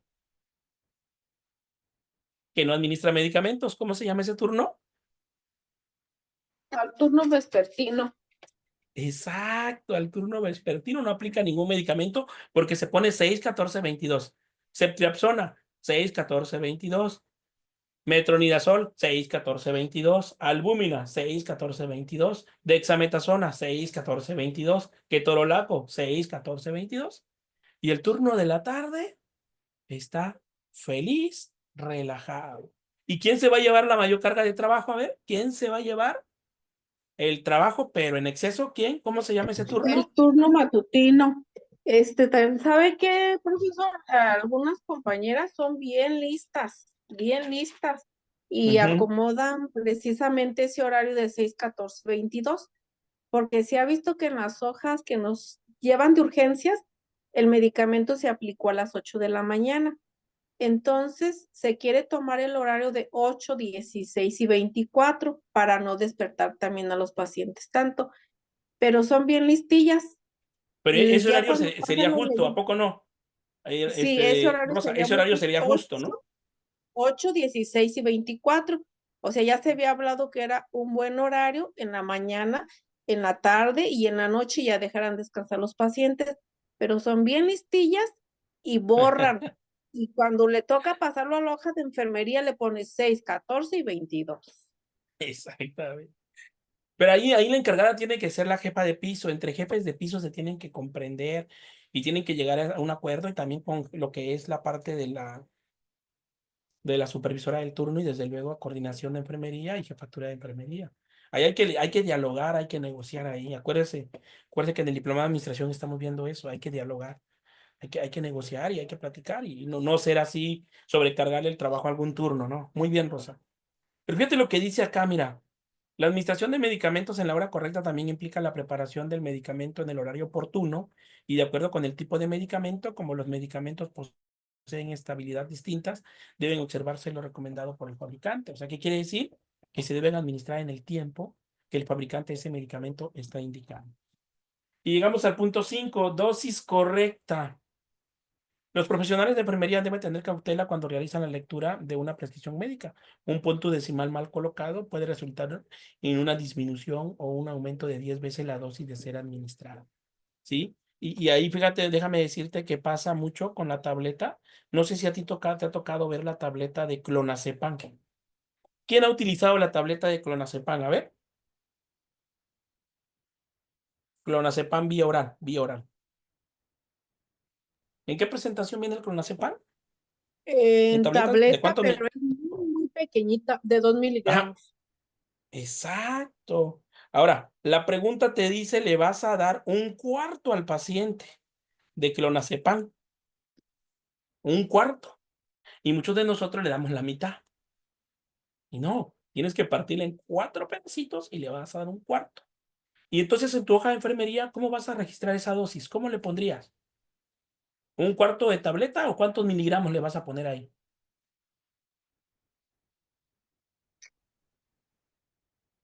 0.5 miligramos de clonazepam vía oral, 22 horas. ¿Sí o no? ¿Vale? Así se le tiene que aplicar al paciente. Debe redoblarse la atención en la unidad de medida, calcular el volumen de medicamento al ser administrado, pues los errores de dosificación pueden dar lugar a problemas temporales o permanentes en nuestro paciente. Y estos malos errores pueden llegar a causarle la muerte al paciente. Por lo tengan mucho cuidado cuando le vayan a dar algún hipnótico o algún ansiolítico a un paciente en cuanto a las dosis, ¿no? Valórelo bien. El punto 6, registro de la administración correcta. Todas las actividades de enfermería ejecutadas junto al paciente, desde la planeación hasta el acompañamiento de resultados, deben registrarse sistemáticamente, incluyendo las informaciones sobre el uso de los medicamentos. O sea, todo lo vamos a tener que anotar en nuestra hoja de enfermería.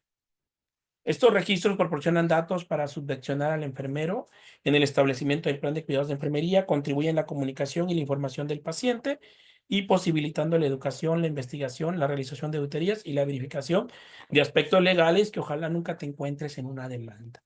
El profesional de enfermería debe registrar correctamente la administración del medicamento prescrita en el registro del paciente. Eso certifica al profesional y a todo el equipo que el medicamento fue administrado al paciente, evitando la duplicidad en la administración de medicamento por otro profesional de la salud. Y aquí no debemos fallar en el registro de la administración correcta, ¿no? ¿A qué hora le di el medicamento al paciente? Mira, muchas veces nosotros lo que hacemos, y yo lo he observado en la práctica, es que cuando ya te ganó la tarde y ya no te va a dar tiempo a administrar el paciente, ¿qué es lo que hacen muchos compañeros? ¿A poco no? Nada más bolean el medicamento y lo anotan y listo y no lo aplicaron. ¿Has visto esos casos por ahí? ¿Te ha tocado? Sí, ¿Y es correcto eso? son tramposos, ¿no? Incorrecto, pero son muy tramposos y eso no está bien dentro de su ética profesional. Yo no sé cómo se van a dormir tranquilos. Exacto. ¿Y en qué turno ocurre más? A ver, ¿en qué turno ocurre más esa parte? Por lo regular en el turno nocturno, por lo regular. ¿Sale? Entonces, no hay que hacer eso, tienes que tener conciencia, ya lo platicamos al inicio de la charla, conciencia de lo que haces. La acción número 7, acción correcta. Cuando un profesional administra un medicamento, debe garantizarte que esté prescrito por una razón adecuada. No es adecuado, por ejemplo, administrar un antimicrobiano para la infección viral en un paciente que está con una infección bacteriana. Entonces tú tienes que tener, a ver, mi paciente tiene una infección bacteriana y le indicaron oseltamivir. Ah, chispas. ¿Y el oseltamivir para qué es? ¿Para qué tipo de microorganismo? ¿Para bacteria o para virus? Para virus. Para virus. Ah, entonces no, como que no checa, ¿no? Y otro clásico, ¿eh? A tu paciente le indicaron captopril, pero no sufre de hipertensión arterial. A ver, vamos a revisar el expediente, vamos a preguntar al médico por qué, a ver, ¿por qué? Habrá un motivo y muchas veces, ¿sabes qué es lo que pasa? Te dice el médico, es que me equivoqué, me equivoqué. No era eso, lo que quería yo poner era clonicinato de lisina y te puse captopril, no, es clonicinato de lisina. Mucho cuidado con eso, personal de enfermería, tú tienes que tener juicio clínico y juicio crítico, ¿vale? Es muy importante recordar el papel educativo de los enfermeros, no pudiendo dispensar la oportunidad de orientar e instruir al paciente sobre el medicamento que se le está administrando. la justificación de la indicación, los efectos esperados y aquellos que necesitan de monitorización. Es derecho del paciente conocer el aspecto, color y forma de los medicamentos que está recibiendo y la frecuencia con la que se va a administrar. Entonces, ahí sí el paciente tiene que tener derecho a que le expliques, ¿no? Y sobre todo, mira, fíjate que los pacientes son muy inteligentes, ¿no? Llegas a la unidad del paciente y le vas a administrar le voy a administrar su metronidazol intravenoso, don Juanito. Ah, muy bien, enfermero. ¿Y para qué sirve? Es su analgésico, don Juanito. Es para el dolor. ¿Es correcta esa respuesta? No, No. ¿Qué es el metronidazol? ¿Qué clasificación de medicamentos?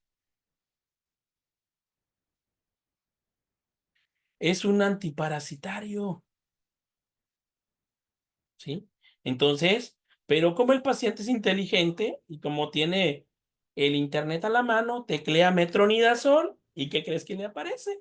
Es que es un antiparasitario. Y ahí es donde los pacientes ya pierden la confianza en nosotros. Ya no nos creen después, ¿vale? Delante de eso, al administrar un medicamento, se recomienda informar al paciente o al familiar el nombre, la acción del medicamento y la razón por la cual se está administrando. ¿Por qué le vamos a dar metronidazol? Ah, lo que pasa es que vamos a prever, usted ya tiene una infección a nivel de colon y necesitamos combatir esa infección, ¿sí? Que es una infección probablemente ocasionada por parásitos y por eso le vamos a poner el metronidazol. Entonces, el paciente tiene derecho a que nosotros le expliquemos el porqué del medicamento que se está usando. El 8, la forma correcta. Muchos medicamentos están disponibles en diferentes formas para administración para varias vías. Antes de que el profesional administre el fármaco, debe asegurarse de que sea la forma correcta por la vía prescrita en el paciente correcto. Ahí tiene que confirmar en ese momento, ¿no? Al momento de administrarlo. Otra fuente potencial de error es cuando los medicamentos necesitan ser macerados para su administración, por ejemplo, a través de una sonda nasogástrica, además de la posibilidad de pérdida de la parte de dosis al triturarlo. Algunos estudios informan que los medicamentos nunca deben ser macerados, o sea, molidos se refiere, como los comprimidos en recubrimiento entérico que se diseñan para disolverse en un medio alcalino del intestino delgado y cuyo propósito es evitar que el ingrediente activo se disuelva e irrite la mucosa gástrica. Y bueno, y fíjate, déjame decirte acá. ¿Tú cómo le pasarías a un paciente una cápsula de omeprazol de 20 miligramos por vía sonda de gastrostomía?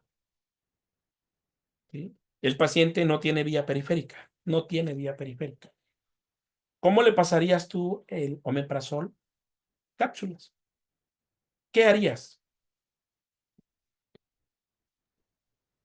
Ya ves que el omeprazol trae es, unos grumitos, trae de unas bolitas así, literal. Ajá, adelante, Rosa. nosotros por lo regular en poquita agua, abrimos la cápsula y vaciamos el omeprazol, pues Las las esferitas, las bolitas, pues, esferitas. las esferitas. Y ya la dejamos reposar un poquito y ya después por medio de una jeringa, le pasamos el omeprazol. Así es como ha funcionado, pues, y lo hemos administrado nosotros. Así es como se debe administrar. Desde luego que sí, así es. Sí. Que no se tendría que quitar de la cápsula, pues no se tendría que quitar, porque la cápsula tiene que llegar al estómago y esa cápsula se va a aperturar, se va a abrir en el momento cuando ya llegue en el estómago con los ácidos clorhídricos. Adelante, Glafira, ¿quiere comentar algo? ¿La escuchamos? Adelante, Glafira. Creo que no nos escucha. ¿Ok? Muchos medicamentos están disponibles en diferentes formas para administración por varias vías. Antes de que el profesional administre el fármaco, debe asegurarse la vía correcta. Es esencial que los profesionales administren estos medicamentos con mucha atención, evaluando la salud del paciente y monitorizando la aparición de posibles eventos adversos. ¿Sí? La manera por la cual los medicamentos son producidos y acondicionados también pueden contribuir a la ocurrencia de errores. Blanca, esos micrófonos, Blanca, atención, Blanca. Comprimidos de la misma forma, tamaño o color, etiquetas, pequeñas ampollas o frascos similares pueden facilitar a los errores también. Entonces debemos de estar muy pendientes y muy concentrados en la administración de medicamentos. ¿Ok? Blanca, ¿me escuchas? Blanca. Blanca, el micrófono, por favor, Blanca. Ok, continuamos.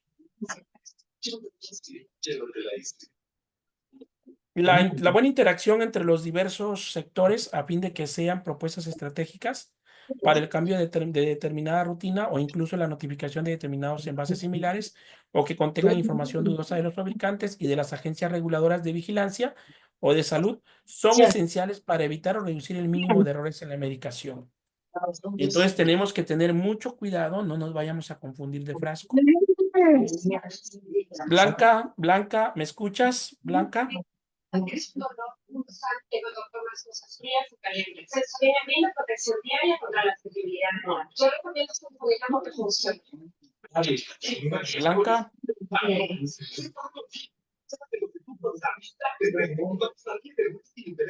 Un momentito, alumnos, un momentito, ya continuamos. Segundo, porque Juanito va.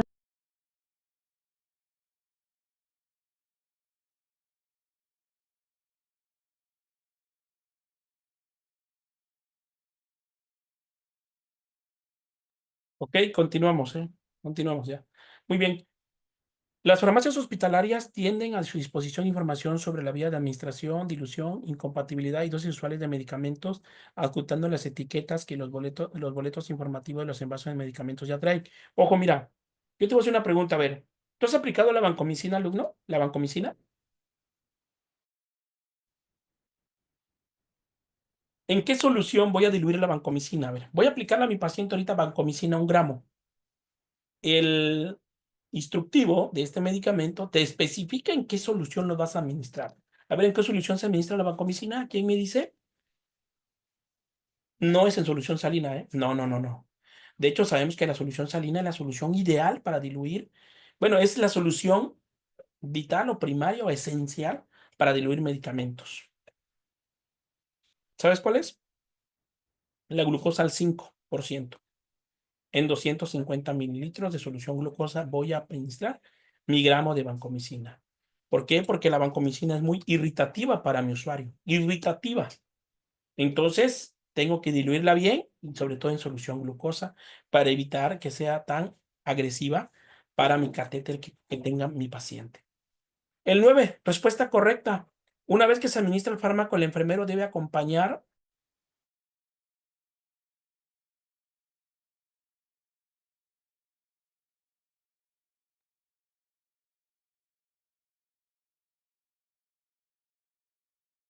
Una vez que se administra el fármaco, el enfermero debe acompañar al paciente para evaluar si el medicamento tuvo la respuesta o el efecto esperado. Es decir, para evaluar la efectividad del medicamento. La inefectividad de la terapia de medicamentos en algunos casos puede determinar la pérdida de la vida del paciente, porque si un medicamento de alto riesgo falla, como los anticoagulantes, los antiarrítmicos y la insulina, existe un riesgo inminente de muerte en el paciente. Tenga muchísimo cuidado. Mira, y te voy a poner un claro ejemplo. Hablemos de la insulina. Tú tienes un paciente, fíjate bien, que utiliza insulina. La insulina se llama insulina NPH. 30 unidades en el desayuno y 20 unidades en la noche, en la cena.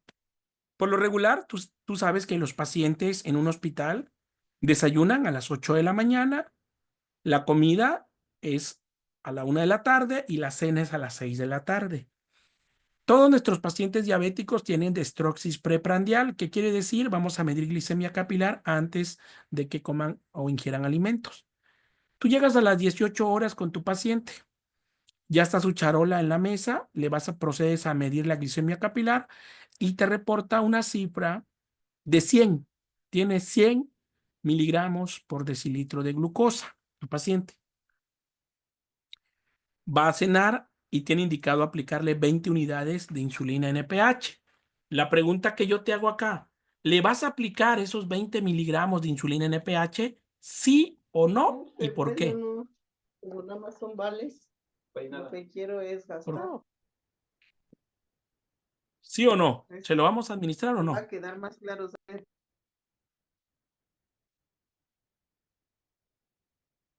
No lo vamos a Puede que administrar. O sea, puede que por la cifra de glucosa más todo De el una ayuno vez, que va para a que ya tener, no consumo mucho. lo más recomendable No, pues- sería que no se le aplicara.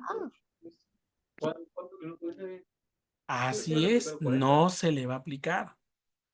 No deberías aplicarlo. Blanca, ahí se activa tu micrófono. Ten cuidado, Blanca, por favor. Ponga atención, por favor.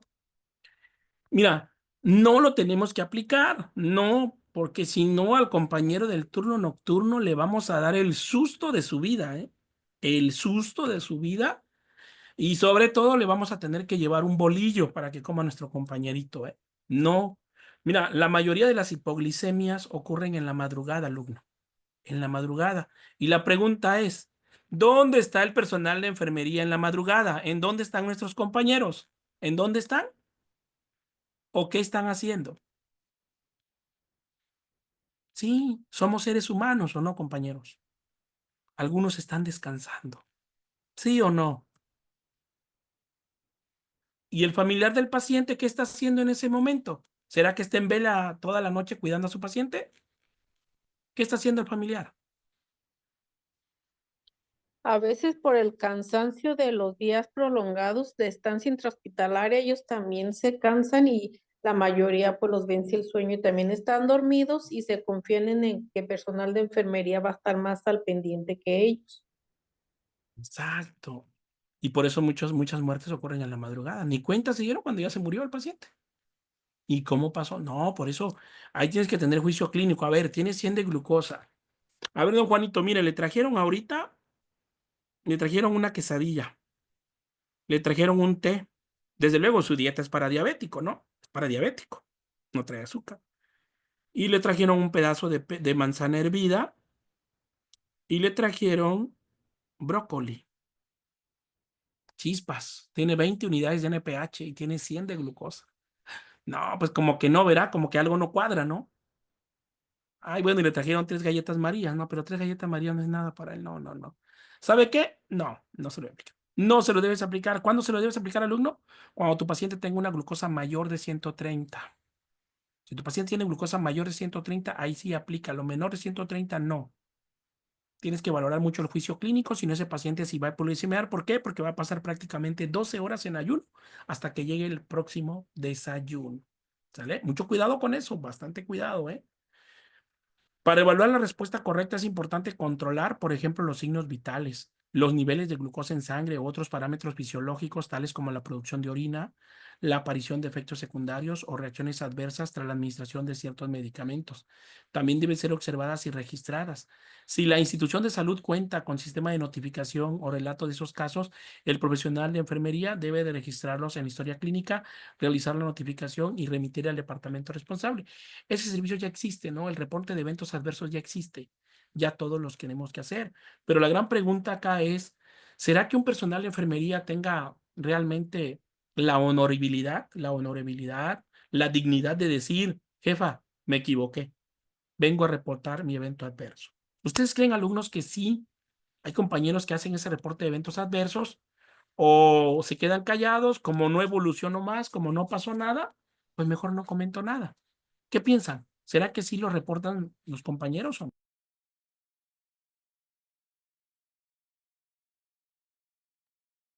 El que sea muy honesto sí le va a decir profesor, y el que no quiere verse involucrado en nada o que le pidan explicaciones se va a quedar callado. Así es, pero tristemente la mayoría se queda callada. Y sobre todo porque no evolucionó, o sea, no evolucionó, ¿no? Se pudo controlar, no le pasó nada, le aplicó furosemide y no le tocaba furosemide al paciente, era para otro paciente. Lo único que le va a pasar es que va a miccionar mucho, el paciente pues no tiene problema renal ni nada, es un paciente que tiene fractura de tibia y peroné y está joven, no le va a pasar nada, mejor me quedo quedito, ya me equivoqué, pues bueno, no digo nada. ¿Cuándo sí tienen ellos que reportarlo? Cuando el paciente se pone grave y se complica su estado de salud, ahí sí, obligatoriamente lo tienen que hacer. Por eso, miren, cuando nosotros lleguemos a trabajar en un hospital, alumno, tenemos que ir, pero al 100. O sea, bien concentraditos. Si tú Mira, todos tenemos problemas, es la realidad. Mira, todos les debemos a Coppel, todos tenemos deudas, es una realidad, eso ya no es novedad, ¿sí? Entonces, olvídate de esos problemas, al menos en tu guardia, concéntrate en lo que estás haciendo. Y una recomendación, pon en vibrador tu celular, no lo estés revisando, ¿sale? Ahí, concéntrate en lo que estés haciendo. Esa es la recomendación que yo les doy. La responsabilidad del profesional no termina después de que el medicamento sea administrado y registrado. Él no debe olvidar que para garantizar la seguridad del paciente es necesario evaluar la respuesta después de la administración. ¿Cómo se siente mi paciente? Y hay un medicamento, fíjate que debes de tenerle, yo hay un medicamento que le tengo muchísimo respeto. ¿Sabes cómo se llama ese medicamento? Butil-iosina intravenoso. ¿A quién le ha dado el susto la butiliosina? A ver, ¿a alguien ya le dio un susto por ahí con sus pacientitos? Ese medicamento no es de alto riesgo, pero es de tenerle mucho respeto. Te comparto una experiencia que a mí en lo personal es una vivencia personal. Estaba en una guardia allá por el año 2014 en un hospital de segundo nivel de atención. Y entonces yo le administré la butiliosina, lo diluí en una jeringa de 20 mililitros, lo aforé a 20 y se lo administré en bolo al paciente.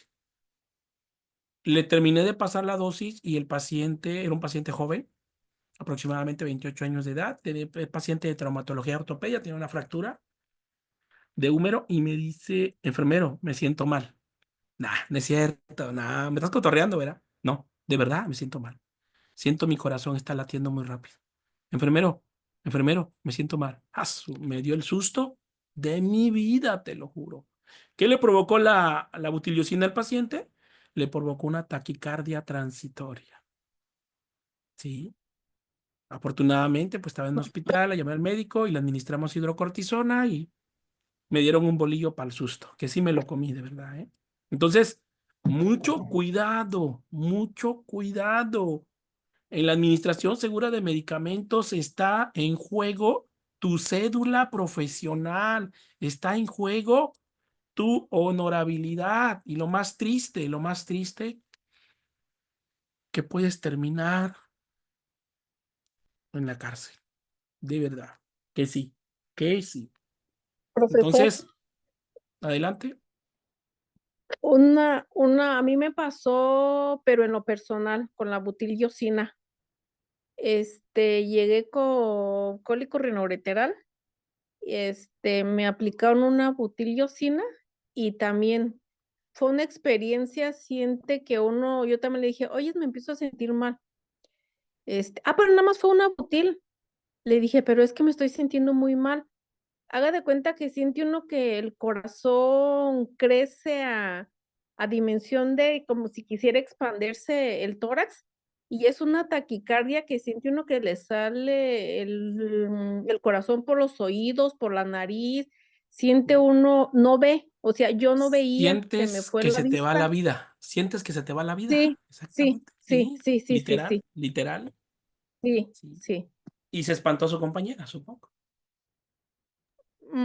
Pues no se espantó tanto, nada más pensaba que yo estaba diciéndole así, yo le decía, de verdad, mira, toca el pulso, escúchame, y ya dijo, ay, no, ahorita se te pasa, y ahorita se te pasa, y ahorita se te pasa, y yo le decía, mira, es que ni tan siquiera veo, o sea, no veo tu silueta, no veo el cuarto, no veo la cama, no me veo la mano, yo alzo la mano y no me la veo, de verdad me siento mal, sí, pero al rato se te pasa, y Así afortunadamente, es. pues ni me pusieron nada y ya después de mucho rato sí se me quitó, pero fue una sensación tan fea. Y ya hace poco me andaba mal del estómago y me pusieron una butil. Me indicó la doctora una butil y yo le dije, doctora, nada más le quiero hacer un comentario. La butil que me pasaron hace muchos años fue en una jeringa y pasó esto y esto y esto y esto y esto. Yo quisiera que me hiciera favor de si quieren una de 50 pasármela y estar al pendiente qué fue lo que pasó o si de plano soy alérgico, no sé qué. Me la pusieron en una infusión de 50, profesor, no sentí, bendito sea Dios, nada, pero en bolo Así sentía que me es. moría. Sí, muy bien, Rosa. La butiliosina se tiene que aplicar en solución de 50 mililitros para 30 a 45 minutos. Y vigilancia en el paciente. Si hay reacción, detener inmediatamente. ¿Sí? Mucho cuidado. ¿Y saben cuál otro medicamento que yo también me dio un susto de mi vida también? El bendito tramadol. De verdad. El tramadol provoca taquicardia en el paciente, desorientación. Aparte que el tramadol provoca hipnosis, ¿eh? O sea, hipnótico, es un hipnótico, o sea, te induce el sueño. Eso es un proceso normal del medicamento. Pero a mí me pasó, porque hay pacientes que tienen, fíjate, indicado 100 miligramos de tramadol diluido. Bueno, nunca lo vas a diluir en 50. Jamás se te ocurra diluirlo en 50. Y yo cometí el error de diluir 100 miligramos de tramadol en 50 y lo pasé en 30 minutos a goteo continuo porque tenía más medicamentos intravenosos el paciente en carga y me quería apurar yo, ¿sí? Y entonces mi error fue eso. Y el paciente a los 15 minutos, 10 minutos empezó a presentar, a sentirse mal. Y me lo hizo saber y yo me espanté. Y pues bueno, mucho cuidado con eso. Trabajar en un hospital es alto riesgo, no crean que no. Y por último, para cerrar la sesión, notificación de errores y incidentes y otros incidentes. Más prácticamente es registro de eventos adversos. La acción esencial número 8 se llama, la acción esencial, perdón, número 7, la número 7 se llama registro de eventos adversos. ¿Sale? Y la acción esencial número 8 se llama cultura de calidad para el personal de enfermería. Qué triste que nos hayan puesto la acción esencial número 7. ¿A poco no? Duele eso, ¿a poco no duele? Que te digan en tus acciones esenciales, enfermera, tiene que notificar eventos adversos. ¿Eso qué significa? Que me estoy equivocando, que estoy ocasionando daño al usuario. Ah, y te va la acción esencial número 8, para que no se te olvide. Cultura de calidad. ¿Ok? ¿Qué es una cultura de calidad? Pues que no le tengo que hacer daño al paciente, que se me tiene que volver un hábito, pero ahí me lo están recalcando, ¿no? La notificación de los errores de medicación es un instrumento importante para la gestión de calidad en la atención y la seguridad del paciente. Los profesionales de salud necesitan estar conscientes de que informar de un error puede ser una estrategia preventiva, teniendo en cuenta que uno puede aprender de los errores de otros sin necesidad de pasar por las mismas circunstancias, evitando así la exposición del paciente a la institución de salud para evitar una demanda legal. ¿Sí? Cabe notar que para un sistema de notificación voluntaria sea efectivo es necesario que no se tenga el objetivo de castigar a los profesionales, sino encontrar las causas y las fallas que llevaron al error. Pero muchas veces, ¿qué hacen nuestros jefes de enfermería? Ya te equivocaste y lo reportaste, te mandan a traer, ¿no? Y te castigan. Sí, te castigan, te ponen cierto castigo. Por ejemplo, cometiste un evento adverso, pues bueno, la próxima semana me vas a dar el tema de evento adverso en sesión ahí en el auditorio. Te preparas, ¿no? Ese va a ser tu castigo para que nunca se te olvide un evento adverso. Y la pregunta es, ¿ustedes creen que ese compañero que le pusieron y le implementaron ese castigo, creen que para la próxima, si desafortunadamente pasa por un evento adverso, creen que lo va a reportar? ¿Será que sí lo reporte? No lo va a hacer, no lo va a hacer, porque ya sabe que tendrá otro castigo, ¿no? Además de la cultura organizacional centrada en la seguridad del paciente, también es necesario establecer un sistema de información bien estructurado, al cual los profesionales, pacientes, cuidadores y miembros de la familia tengan un fácil acceso. Por eso en México existe la Red Mexicana de la Seguridad del Paciente. Sí, existe en México a nivel nacional. Pero esa red de la seguridad del paciente, no hay ningún personal de enfermería ahí, no. ¿Sabes quiénes crearon esa red de seguridad del paciente? Lo crearon los propios familiares que han sufrido eventos adversos o eventos centinela o la pérdida de un ser querido por un evento adverso. ¿Sale? Entonces, ¿qué tenemos que hacer en cuanto a la administración de medicamentos? Que sea segura y efectiva y que sea una atención de calidad. ¿Sí? No podemos nosotros fallar. Si fallamos, nosotros vamos a tener que responder. Por eso nunca recuerdes estos 4 principios que dice: yo preparo, yo ministro, yo registro y yo respondo. ¿Sí? Y si te toca responder ante el Ministerio Público por una demanda en tu contra, pues vas a tener que responder. Y si lamentablemente vas a pagar con cárcel, ni modos, te vas a ir a la cárcel. Por eso, el profesional de la salud hoy en día con los cambios que vienen en el Poder Judicial a futuro, ya en junio próximamente, créeme que vamos a quedar a la deriva. ¿Por qué? Porque no hay insumos en los centros de salud. En el centro de salud no hay nada ahorita. Ni jeringas tienen en el centro de salud. No hay ni hojas blancas. La enfermera tiene que comprar su hoja blanca para registrar. ¿O no es así, Delfina? ¿O no es así? Imagínate. ¿Dónde estamos? ¿A dónde hemos llegado? Hace unos días nosotros en la Universidad Nido de Sócrates iniciamos el semestre. Te hablo de aquí del estado de Oaxaca. Y mis alumnos me comentaban, estaban platicando con ellos y les decía, ¿cómo les fue en sus prácticas, chicos? Cuéntenme sus experiencias. Y lo que me contaron fue algo muy triste. Me hablaron del hospital del IMSS Bienestar de Juchitán, Oaxaca. Está en crisis ese hospital. No hay nada literal, nada. Los pacientes que se van a operar de cesárea tienen que traer todo, desde los guantes quirúrgicos para los cirujanos hasta la anestesia, hasta el bulto de ropa desechable. Todo tienen que traer. Tienen que traer su punzocat, su solución parenteral, sus medicamentos, todo. Imagínate. Y estoy hablando de un hospital regional de una región del estado de Oaxaca. Está en crisis. Y me decía a mis alumnos, la verdad, maestro, no aprendimos nada. Porque ahí trabajan, como yo siempre les he dicho a mis alumnos, hay dos formas de trabajar, alumno, mira, trabajar al trancazo o trabajar con técnica y procedimiento, que es el conocimiento científico. Al trancazo cualquiera aprende. Al trancazo es conocimiento empírico. Y un claro ejemplo, yo instalo una venoclisis a un paciente que ingresa a urgencias sin guantes. Eso es trabajar al trancazo. Eso se le llama. Si yo trabajo con conocimiento, teoría y práctica, voy a ponerme guantes estériles y utilizar una técnica estéril para instalar ese catéter venoso periférico corto a mi usuario. Porque esa es seguridad en el paciente. ¿Sí? Y me dice, no aprendimos nada porque ahí se está trabajando así. Y triste realidad. Por eso les traje esta frase esta noche. El personal de salud tiene que estar seguro para que se puedan reducir los daños prevenibles. O sea, tú tienes que decir, oye, si es así, ¿será que es así o no? No creo que es así. Mejor pregunto, o si es así, lo aplico. Bueno, si es así, me lo aplico. No, hay duda. No, momento, stop. Analiza, piensa.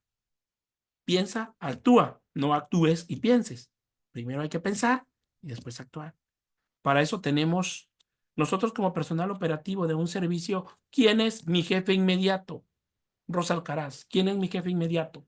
Estoy en el servicio de medicina interna. ¿Quién es mi jefe Mi inmediato? jefa de piso. Exacto. Ella tiene la responsabilidad y la obligación de responderme a mi duda, ¿cierto o falso? Cierto. Cierto. Entonces la jefa de piso tiene que tener una preparación, no solamente gerencial, ¿eh? O sea, la jefa de piso tiene que tener una formación gerencial, administrativa, eso ya lo sabemos. Por eso tiene el código de jefe de piso. Tiene una maestría, un diplomado o una especialidad en administración de los servicios de enfermería. Por eso está ahí la compañera, nuestra jefa. Pero tiene que tener conocimiento general de enfermería y sobre todo de farmacología, porque la mayoría de las preguntas que hace el personal subordinado a los jefes de piso es sobre medicamentos. Oiga, jefa, ¿en cuánto diluyo el Nilesolit? Ah, chispa, el Nilesolit. Oye, ¿qué es eso? Ah, este medicamento. Ah, no sé. No sé. ¿Sería una respuesta correcta de parte de la jefe de piso? No, no sería correcto. No. Entonces, jefes de piso, tenemos responsabilidad. Pues bueno, hasta aquí llegamos a la sesión de hoy. Esta es una sesión de un diplomado en seguridad del paciente que estamos cursando. Ya estamos en nuestras últimas clases del diplomado de seguridad. Ya estamos a próximo a terminar 5 de marzo. Un diplomado que se llevó una duración de 6 meses. Y pues bueno, agradecer a nuestros alumnos del diplomado. Ya saben que tienen una gran responsabilidad, alumnos del diplomado, ¿eh? Al ostentar el grado de diplomado en seguridad del paciente, de la diploma que le vamos a entregar, de 300 horas de valor curricular que se les va a entregar, mucha responsabilidad, llevar este conocimiento a todos los rincones de México, ¿sí? Compartir. Acuérdate que el conocimiento se tiene que compartir para que esto crezca y para que así podamos vencer al gran monstruo que se llama evento adverso. Pues bueno, no sé si tengan alguna duda, alguna pregunta, algo que agregar, los escucho.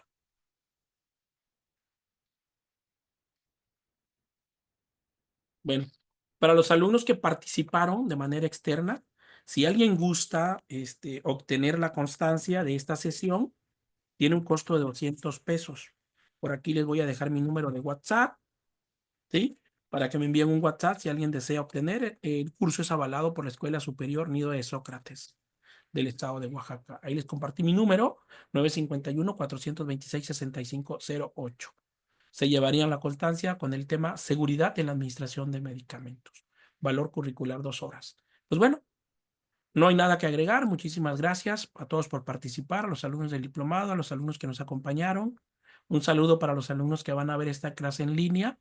Les recordamos, alumnos que van a ver la clase en línea, que en los comentarios del video hay que anotar nuestro nombre completo y la palabra clase vista. Pues bueno, cuídense mucho, que pasen un excelente fin de semana y recuerden, la seguridad del paciente está en nuestras manos. Está en ti prevenir un daño al paciente. Buenas noches. Gracias, maestro.